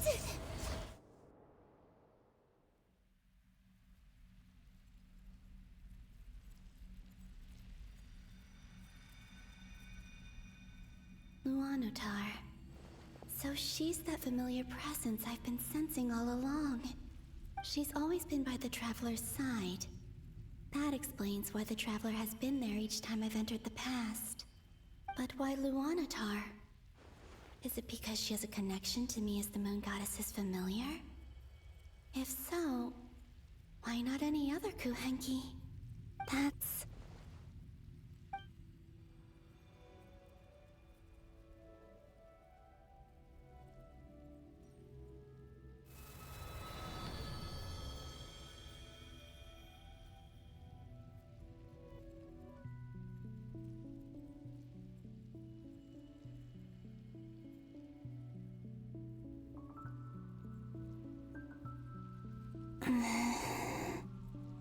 I cannot sense any power up ahead.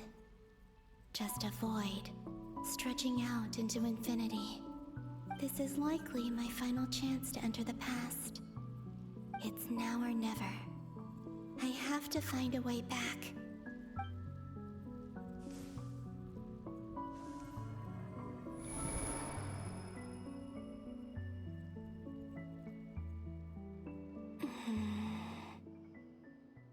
Easy Island? How far back in time is this? Where's Luanatar? I can't sense her presence this time.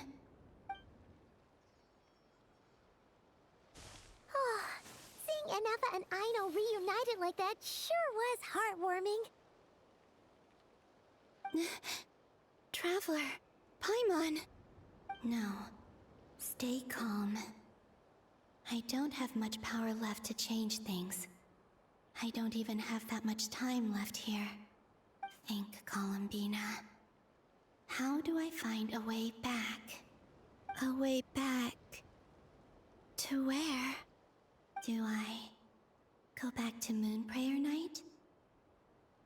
Or to the future that followed? And if I return in my current state, What will become of me then? Dottoro's actions that day proved that he'd been planning that for a long time. He had already seized the power of 2 moon marrows before capturing me. Even if I managed to get back, how can I fight against him when he wields the Tri-Lune Authority? I can't. If I go back like this, I'll be playing right into his hands. I have to find some way of rivaling the power he has usurped. Wait. Time flowing backwards. The Tri-Lune Authority. Does that mean... I think I know what the final destination of this lunar reflection might be. I know what I must do. Speaking of homes, we must already be close to where the Frost Moon Scions live. The vibe here feels different, just like the scenery. But how do I communicate my plan to my friends? Should I write it down here? No. Someone else will see it. I need something with a close connection to me. Something I can use as a medium to tell them what's happened to me in here.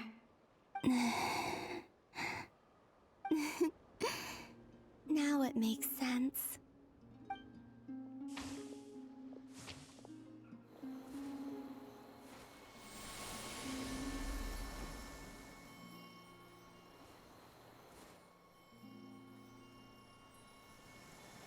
Baby!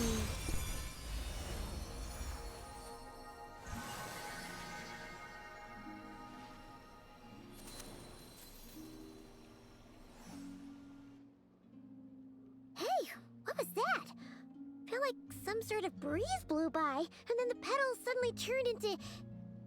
Huh? It was I who brought Luanatar into being. I gave up a piece of my own soul to create her. That's why I could sense a familiar power from the moment I entered this space. It also explains why she's been present in every past location that I've entered. Because we have a deep connection. Hey there! What's your name? And the reason why there are no more gates to the past after this point is that Luanatar hadn't been born then. No wonder I sensed the trace of a blessing when we first met. But I still didn't recognize the soul hidden within you. Back then, I was just a little lost dove. I had yet to become Columbina Hyposelenia. Go on now. We've got stuff to do. Best you find someone else to hang out with. Hey, you scared it off. I'll be counting on you. Remember to stay by the traveler's side, guide her, and help her in my stead. Oh, and bring her to the garden where the moon prayer blossoms grow. There's a little lost dove there who will need her help. That's so cute. Oh my gosh. Go on.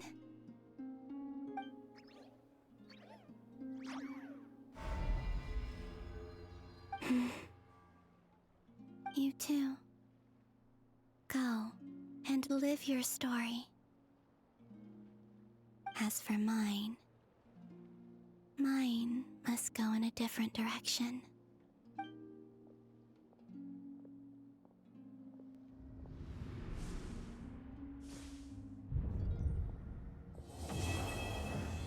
Man, that quest is intense, guys. But I don't know how I'm gonna stop doing this quest because it keeps going on story after cutscene and all that stuff. Might be just in one video. How would you like to experience the thrill of never being held accountable for your actions? You could crush people like ants without consequence, or tear off their heads or limbs as you please. Believe me, such a life is but one small step away. What point is he trying to make? Freedom? But the freedom to kill? To do evil and get away with it? Why would you offer me that? The creation of a world is the ultimate scientific experiment. I have taken my research to the highest level, where I shall be not just a god, but also a servant to many sacred spirits. I shall heed the truth and perform holy deeds. A god's laboratory is the perfect playground. But it needs the right occupant to explore its full potential. Mortals are found everywhere one looks. Not so with Descenders. I'd prefer my first guest to be a distinguished individual such as yourself. And I know you could make the most of the opportunities it offers. So the condition for entering the New World is to take innocent lives. The same dilemma that Rerir once faced. Could I really bring myself to kill others for my own benefit? Rerir did. And look where it got him. Have you made up your mind? I can't do it. Your playground is no place for me.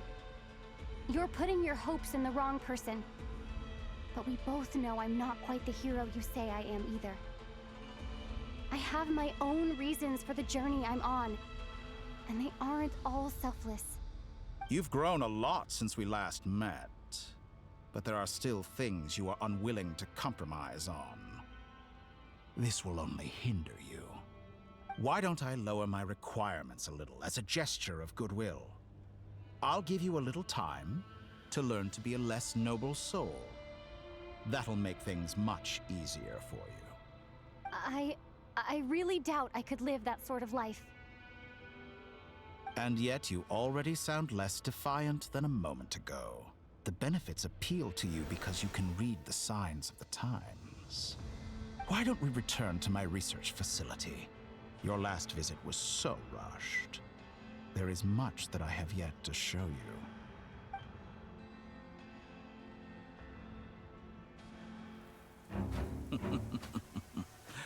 Now to that question, Heroes don't attack from behind. Guess I'm no hero. This is most disappointing. Oh gosh.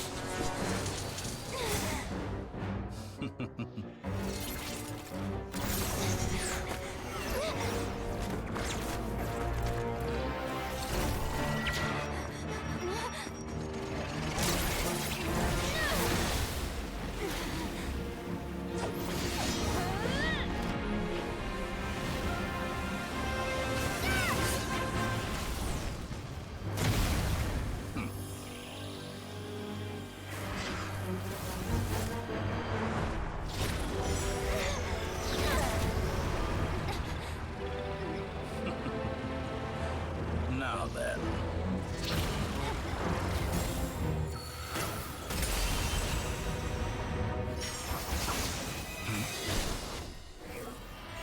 Wanderer! Let's go, Wanderer. Saving my life.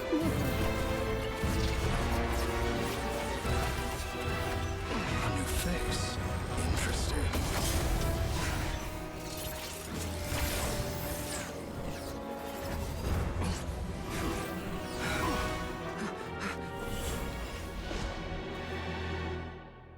Man, that cutscene's getting the chills. Ay.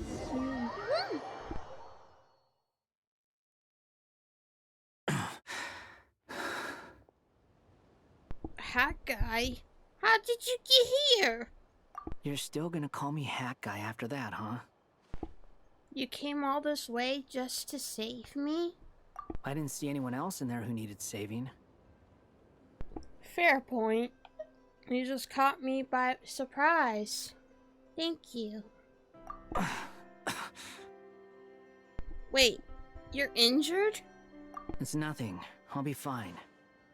Why are you looking at me like that? Is it that shocking that I'd come to your rescue? I'm more shocked that you caught the doctor off guard. I owed you a favor back in Sumeru. Now we're even. Distracting Dottore was tough. I won't lie. He's not gonna fall for the same trick twice. That was my one shot. I'd hoped to use it to take him out. Ugh. I never wanted to obliterate someone more than I do right now. Dottore doesn't recognize me, but his segments were originally made based on an analysis of my operational principles. I expect it's only a matter of time before he figures out what I am. So Dottore doesn't recognize Wanderer because he deleted himself from Irminsul. Did he really miss his only chance for revenge by saving me? Why the long face? Hey, I'm not blaming you, okay? And I'm not complaining either. Rescuing you and killing Dottore are equally important goals. Everyone would be pretty stuck without you. It's best you live to fight another day. How are you holding up? Are you all right? Hat Guy said to put safety first, so we agreed to run as far away as we could after leaving the energy field and only meet up once it was safe. You don't look injured. It seems that Dottore didn't do anything to you. Yeah, I'm fine, guys. Thanks. All right. Rescue operation complete. Let's head back. There's a lot more work to be done before this is over.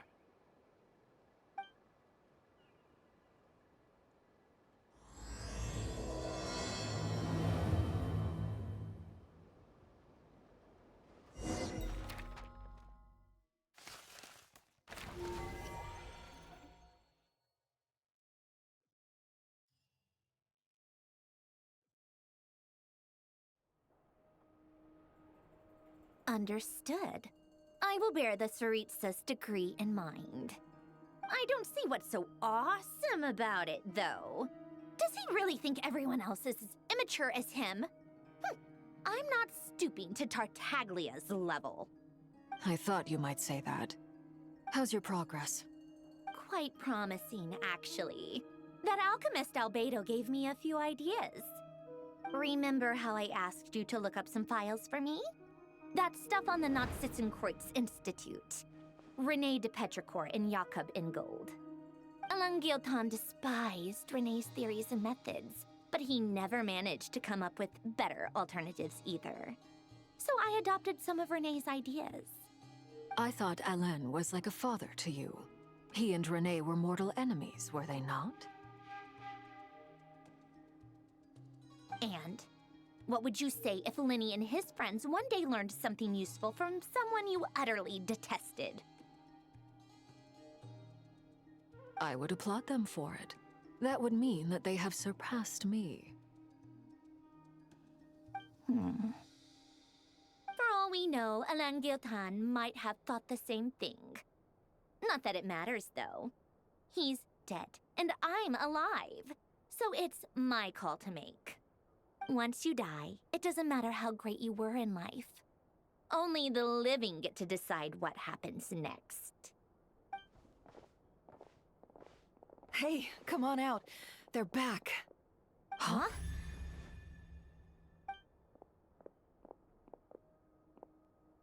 You're back? And your head's still screwed on? And you still have all your limbs? I would hope so. What does it look like? Way to keep your composure, madam. Excuse you. I am perfectly composed. Hey everyone, I'm back. Glad you're okay. Yes, it's a huge relief. Sorry for making you all worry. Worry? Oh, yeah, right. You think we, the Fatui, were worried about you? We were worried sick. Hey! The Traveler and I were already friends. You are free to join this mission in whatever capacity you please. Much like your tea parties. It's a laugh a minute with you guys. I must say, I was quite surprised when Mr. Albedo told me he would need no additional aid. We discussed this on our way back as well. I am rarely so unequivocal, but in this case, we had full confidence in Hat Guy. He said he knew what he was doing. Albedo and I pretty much had to just wait outside on standby. Meanwhile, Hat Guy broke into the energy field and rescued the Traveler solo. You didn't have to mention that. Well, I'm thoroughly impressed. You are a force to be reckoned with, Hat Guy. Is she back? Is she really back? Paimon! Traveler! It's really you! It's really me, Paimon. I'm back. Oh, thank goodness! Paimon missed you so much! You can finally breathe easy, Paimon. It's great to have you back in one piece! Oh, Paimon's been having nightmares the whole time you were gone! Look at them. You know, once you reach my age, there's nothing better than watching a misty-eyed reunion between friends. It's nothing. Same goes when you get to my age, too. I bet Ino and Anefa would be tearing up as well if they were here. I know, maybe, yeah, but Anefa, I don't think so. Unless Raka's talking about both of them together, but I don't think Anefa has any emotion feeling when Paimon and Traveler reunite. So, yeah. Varka. Exactly my point. Sure, Anefa can cry. Oh, yeah, good point. Hey, your eyes are looking a little red and puffy. Come here, let's hug it out. What? Ew, no. No, thank you. You're not my dad, okay? Knock it off. No. Oh no, rejection hug from oh no. Everyone, I'm sorry for all the trouble I caused you. But the silver lining is, I didn't come away from this ordeal empty-handed. While I was being held captive, I learned a lot about Dottoro's current capabilities and what he plans to do with them. Allow me to explain.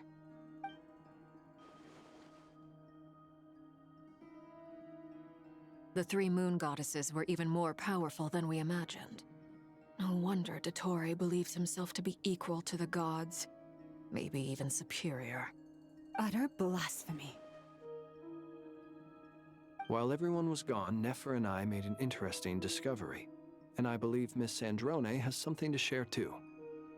Ma'am, perhaps you could do the honors?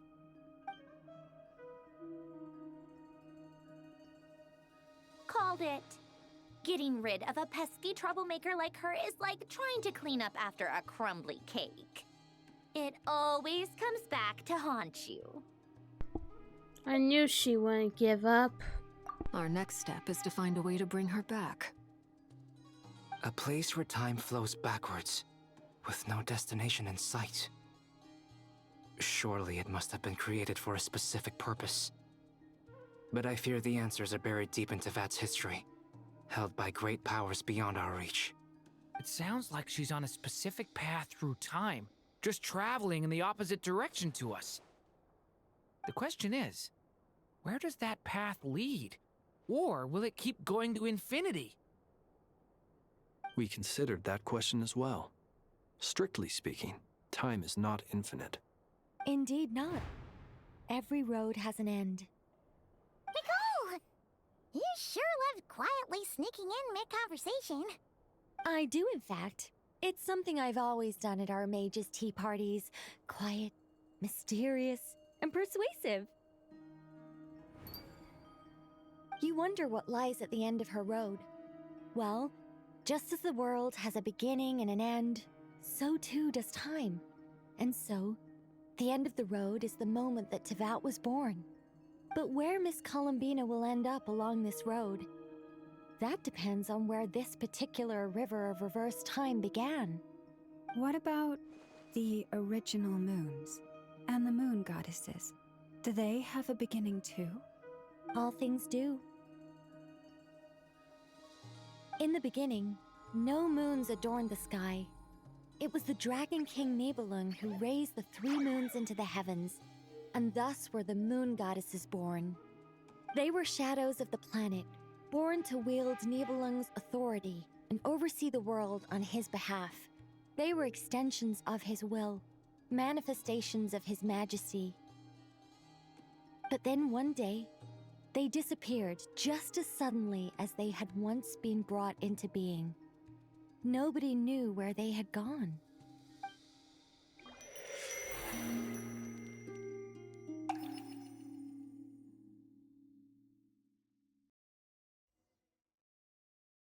Like I thought, no more paths back to reality have emerged since.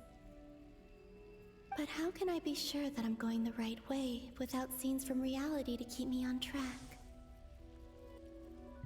I can't even be sure of how long I've been walking for. The further I travel, the less stable this space becomes. There are even moments where I can sense something that feels like abyssal energy. They can just materialize out of thin air. I have to keep my wits about me.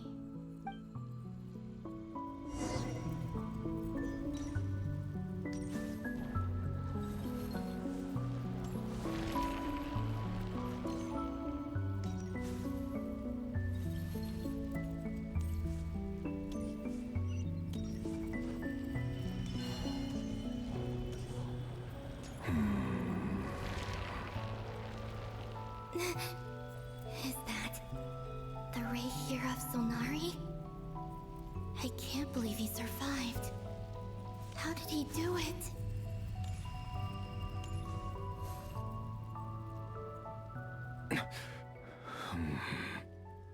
You are the moon goddess. But how? Please, there's no need.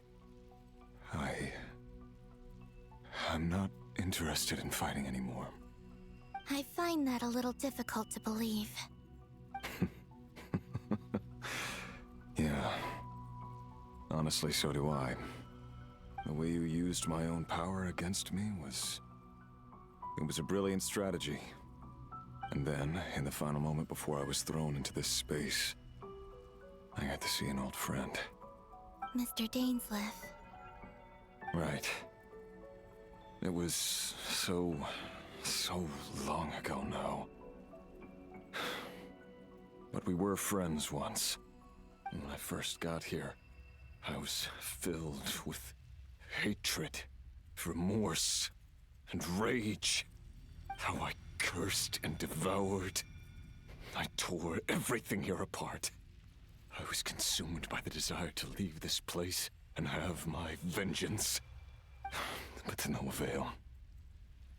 This is a place with no exit. This is the second time I've entered this space. Though I have no memory of the first. I was torn to shreds the moment I entered. But this time I survived. It must be partly because of this new body. And partly because of all the Kuvaki I absorbed in Nodcry. Are you the source of the abyssal power in here?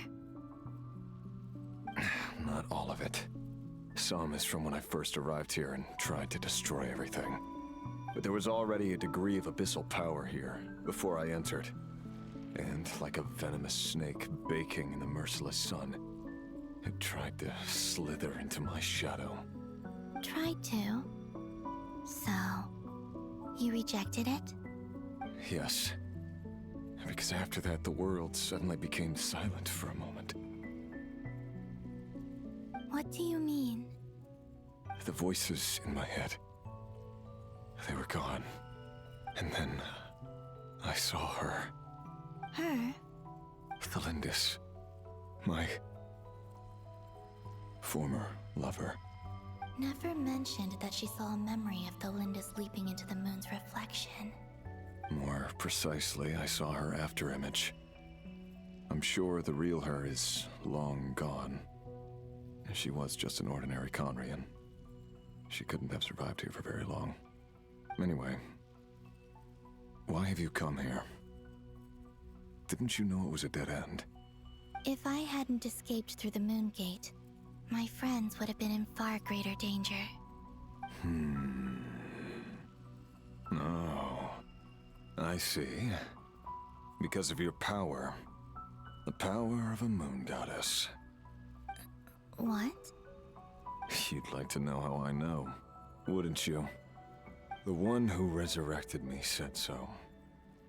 I could hear a deep lust for power in his voice. Do you mean...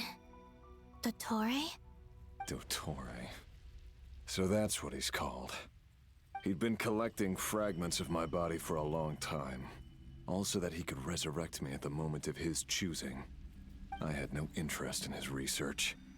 But being as corroded by the Abyss as I was, we were aligned as far as hunting the moons and recovering my strength were concerned. So that's why the Wild Hunt suddenly became so active in Nodcry. When I left the Fatui in my weakened state, Dottore must have felt that his time had come. Moon Goddess, could I ask a favor of you? What? I know this is a lot to ask, especially from someone who tried to kill you. If you refuse, I won't fight it. But this is the only thing I desire now. Nothing else matters. What do you want? I'd like you to take a message to Thalindis for me. Thalindis? But... Yes, she's dead. But like I said, I saw her afterimage. I can sense that some part of her soul remains here. Far, far ahead. Why don't you go and speak to her yourself? I can't. I don't know why, but I can't move freely in this space as you can. All I can see is a glimpse of her walking away. Just like the moment when I last saw her in life. In return, I will clear these abyssal obstacles for you. No, not in return. I'll clear them for you. Whether you want to help me or not. It feels like something I ought to do. Why? Yeah. Why, indeed. I've been asking myself that question a lot recently. Why did I do the things I did? I'm tired of it all. Tired of the person I became. People used me. And then I turned around and started using others. I hurt a lot of people. I think I grew tired of it long ago. But I wouldn't admit it to myself. And ultimately, that's how I ended up here. What do you wish to tell her? All of it. My past. My mistakes. Everything that happened after we were separated. Is it okay if I give her the abridged version? Yeah, I'm sure there's plenty you can skip over. Just tell her the important parts. Whatever you think that means. Like the part where you relentlessly tried to kill us? It's up to you. Love demands honesty. But my relationship with Thalindis was built on lies. We hid too much from each other. But after living my whole life in the shadows, I don't want to hide anything anymore. I will do my best.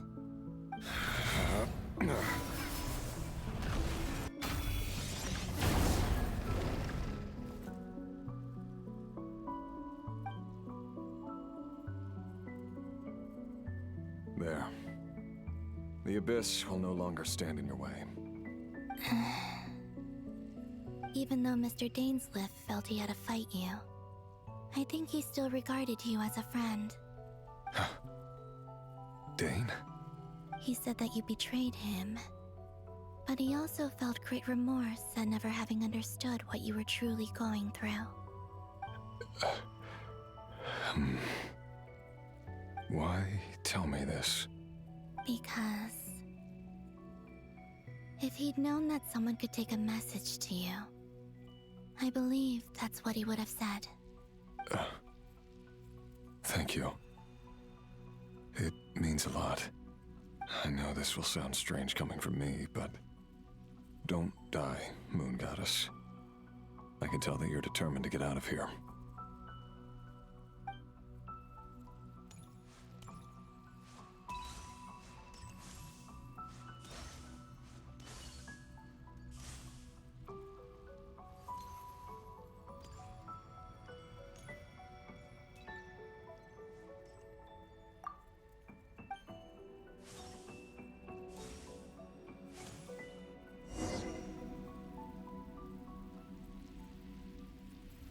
kept his word. The abyss is no longer obstructing my path.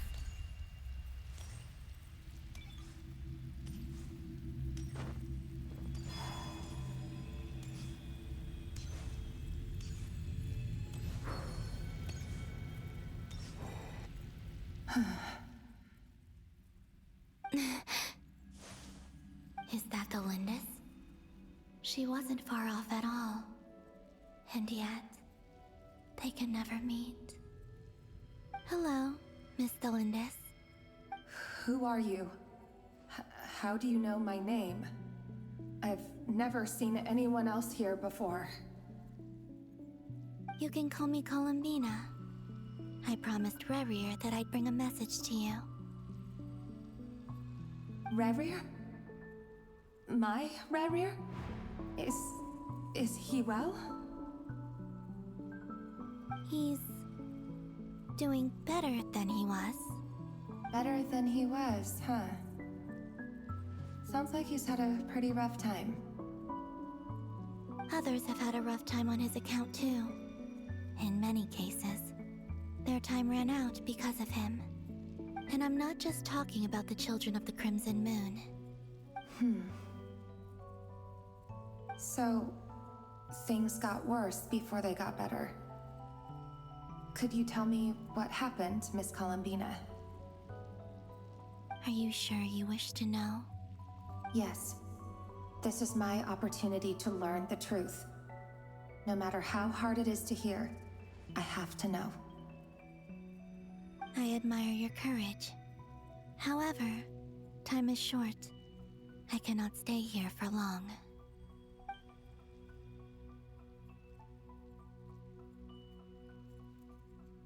Rerir had seeds of hatred in his heart, and many people nursed them for their own ends. On some level, everything he did was to try and find a way to see you again. But in the end, he came to regret his mistakes. He wanted to apologize for hiding his past from you.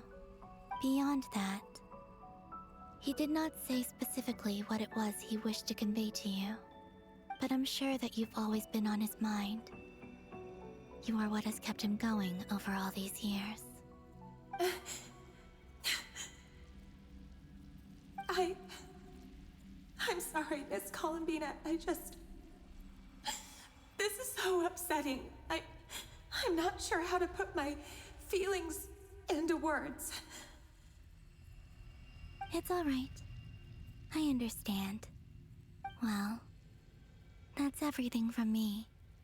So, I guess I'll be... Oh, wait. One moment. Time flows backwards here. The road ahead only leads further and further into the past. I know. I intend to reach the end of that road. Without a moon marrow, without the 3 moons' power, you won't make it far. Wait, unless... Are you one of the moon goddesses?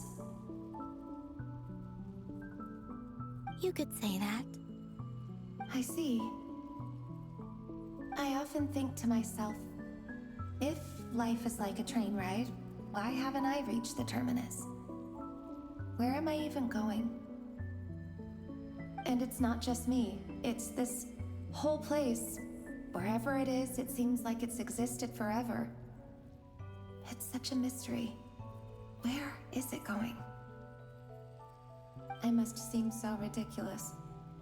I can't answer these basic questions, and yet I jumped right in here without hesitating, only to be torn apart the moment I entered by powerful energy currents. Only my soul remains now. Thinking back, I was suddenly overcome with fear and terror in that moment. Perhaps I too became bewitched by the abyss. I may have been the leverage it needed to control Rerir. I used to be a researcher at the Universitas Magistrorum in Conria, researching the iridescent moon's marrow. Eventually, I came to the conclusion that time in here flows in reverse. Rerir was one of the Venster King's retainers. With me, he was in an impossible position. It plagued him constantly. I wanted to help him escape his lot in life. I wanted him to be happy, so I thought I'd use this place to return to the past. At the time, I thought I could just go back to the day that the Venster King first found the prince. It was only after meeting the prince that the Venster King started going too far with his research into the abyss. That was the day all of our woes began. I thought I could stop the king from ever meeting him and solve everything. I couldn't kill the Venster King himself, so I had to find another way to save Rerir. That's why I wanted to go back, to kill the person who had brought new possibilities to our realm. I'm sure it was a futile endeavor, but the abyss probably enhances the basest human desires. So I naively hoped I could change everything. But I was simply too weak. Like a speck of dust against the whole universe. Look at me. I didn't even survive the journey here. Not physically, at least. I know I'm never getting out of here. But you're different. You can make it, and I want to help you. I owe you that much. How do you plan to help me? Have you noticed the golden energy that exists here?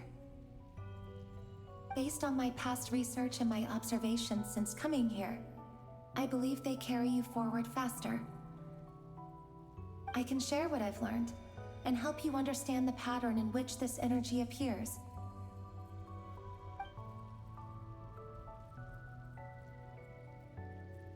I think you just might...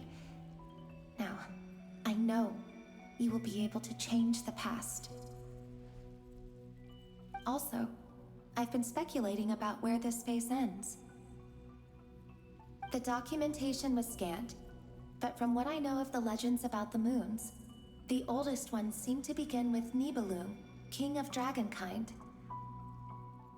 I have no way of verifying any of it by this point, but if it's true, you might be able to reach that era if you keep walking. Understood. Thank you, Miss Thelindis. I'm the one who should be thanking you. If you hadn't entered this realm of everlasting death, what use would my deductions be? Thanks to you, they have some meaning. About Rerir, I'm so sorry. For everything. It wasn't your fault. That's not true. Because we both feared bringing trouble upon each other, neither of us ever told the truth. And that dishonesty sealed our fates. But enough about that. I wish you a safe journey, Miss Columbina.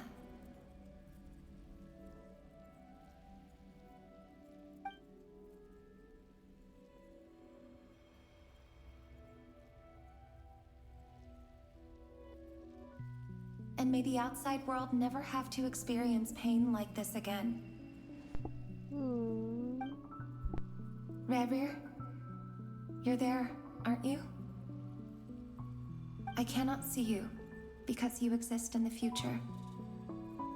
I expect we'll be trapped in this prison of space-time for all eternity. But please, gaze upon the past, and then sit for a while. Let's find a place to sit down together, just like we did when we first met.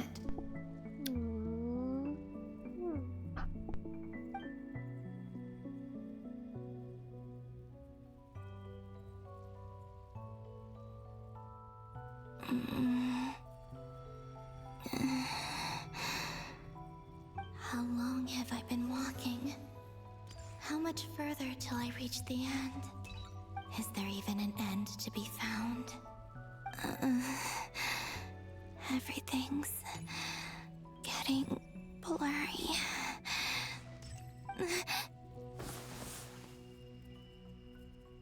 Huh? Are you little sister. Have you come from the distant future?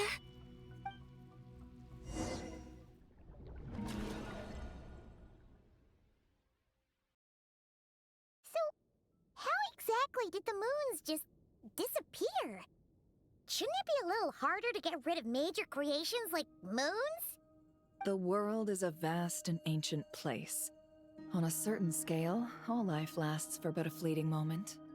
Miss Nicole explained that the moon goddesses likely perished in the War of Funerary Flame.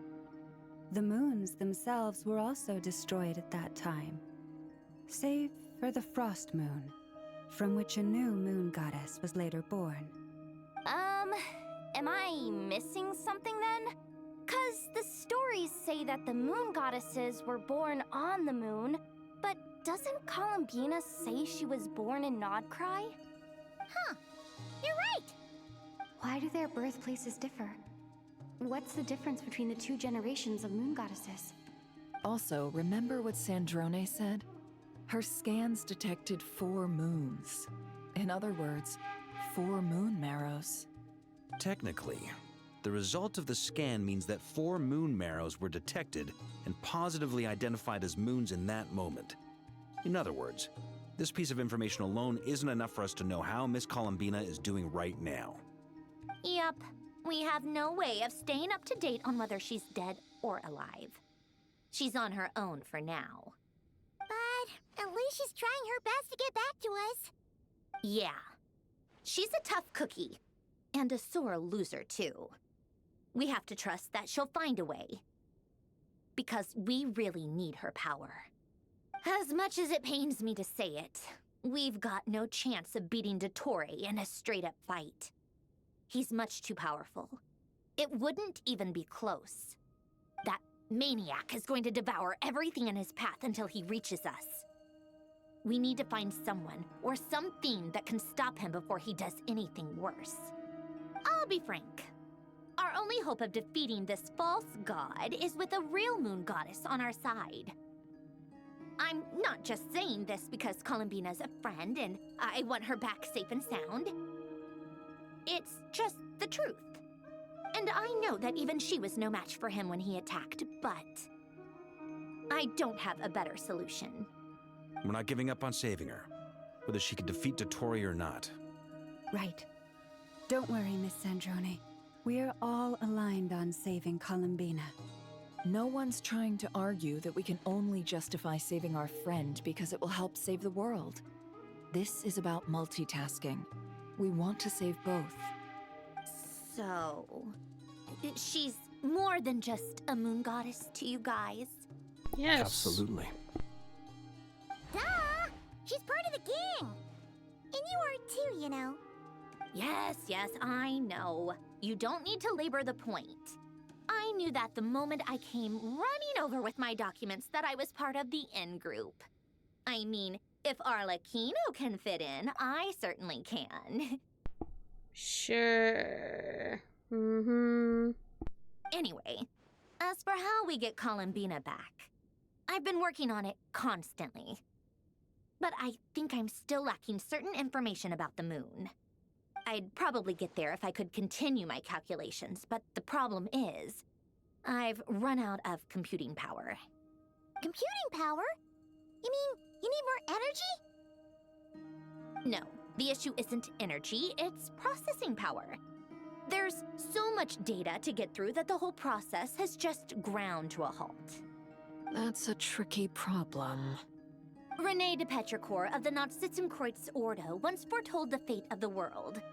But I don't know how he did it. My guess is that he used the primordial sea's power. However, that won't work for me. His methodology was vastly different from my own.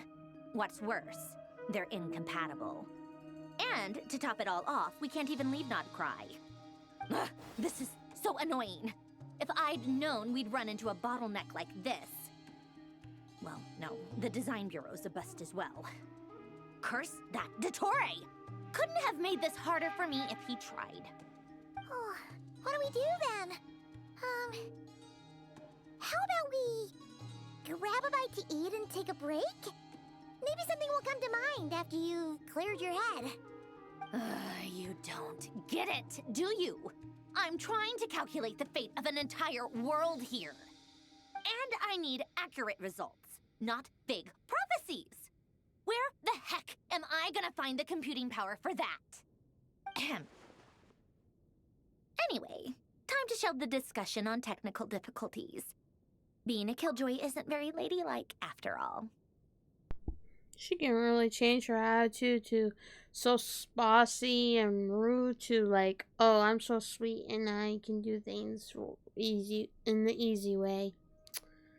I don't understand why my friend that always watches my content, well, not always, but you know, nowadays, it loves her so much. Like, Either way, we've done what we can. Rest well, everyone. Remember to let us know if anything new comes up. Hawkeye? Is he hinting that we should talk outside? Let's go somewhere a little more private.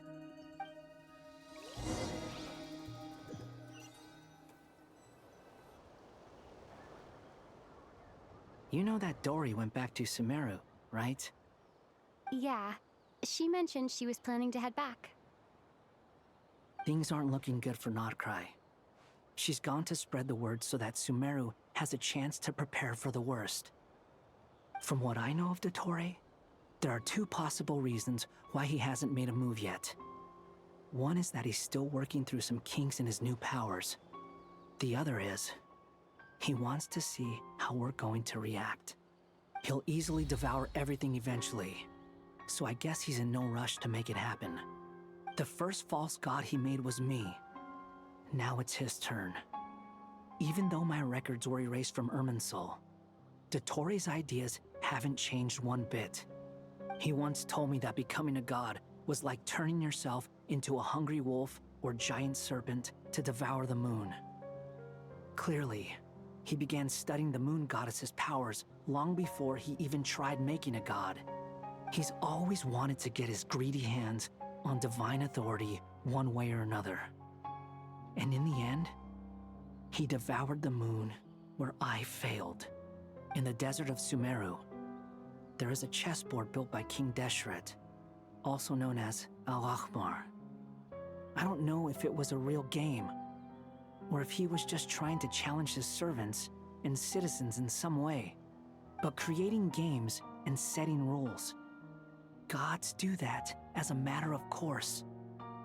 That's the kind of power Dottore craves. Now he has the Trilunar Authority. His power is leagues beyond the common people. I don't think there's any point in other nations rushing to the front line. They're better off focusing on defense and hoping they can fend off any threats that spill out from Notcry. Either way, Dory will inform Lesser Lord Kusanali, and she will contact the other gods in turn. The Seven will have some recourse available. If nothing else, their protection should keep the rest of the world from descending into chaos as quickly as Notcry has. So on the bright side, even if Notcry is doomed, your friends in other nations won't be in any immediate peril. That's good to know. But I'm not ready to give up on Notcry yet. There's a word for people who refuse to let anything go. It's called being greedy. Maybe it sounds greedy to you, and probably naive too. But whatever you call it, that's what gives me the determination to keep fighting. Battles are fleeting, but the will to fight is a long-term commitment. Give up for even a moment, and your resolve will shatter. Why do you always feel the need to do the right thing? No one is born to be a savior. I mean, who's gonna criticize you if you fail or give up? Don't take this the wrong way, but Dottore said something similar to me. I guess the Fatui attracts people who don't believe in saviors. Not necessarily. It's less about belief for me. I just want to know how determined you really are. After all, I don't owe anything to anyone else here. Only you. You look kinda worried. If your arch-nemesis was about to achieve their ultimate goal, I think you might feel a little worried too. That's true. Dottore is about to become an omniscient, omnipotent deity. That's gotta be a bitter pill to swallow. Still, you're calmer than I expected. Obviously. I have to admit that my past self was a reckless fool who misunderstood not only the point of revenge, but how to achieve it. And as much as I want my vengeance, I know I'm not gonna get it by acting alone. If the world's taught me anything, it's to think before I act. Too bad it never taught me any other virtues, though. So, I am going to destroy Dottore, no matter what it takes. So, what's your plan? I'll get to that. First, tell me, what do you think of Sandrone? Just like Paimon said, she's a friend, part of the gang. How much do you trust her? This is a serious question. Think carefully before you answer.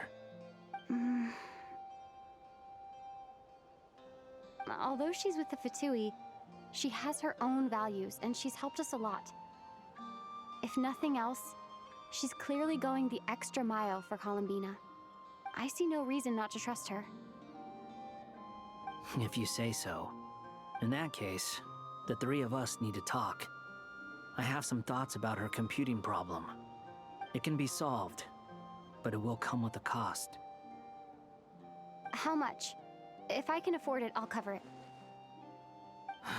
Sometimes your heroism really backs me into a corner. You know that? Come on, let's go talk to her.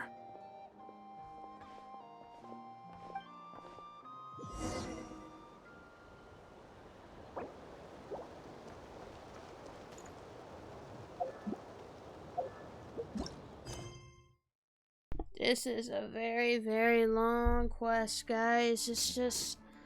but I can't stop because literally it just looks like I'm not going to be able to, you know, stop in a good point. Because if I do this, then it's gonna, you know, of course, you know, do the same thing. Like, it says, if you leave and re-enter, you may have to experience some of the same content again to continue. Like, I don't want to do that. But at the same time, I need my sleep. But then again, I need to do it. So, anything to get this story done. But I'm gonna split this into 2 episodes. So, yeah. But anyways, that's what I'm gonna do. Because I can't keep 1 episode in altogether, in my opinion. So, anyway, yeah.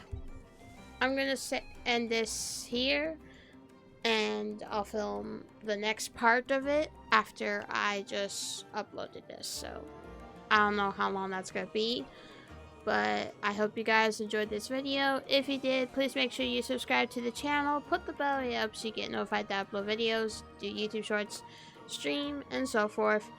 And make sure you subscribe to all my besties out there. Share this with all your friends, family, whoever you really want to, that is. And yeah, I will see you guys in my next episode. Bye!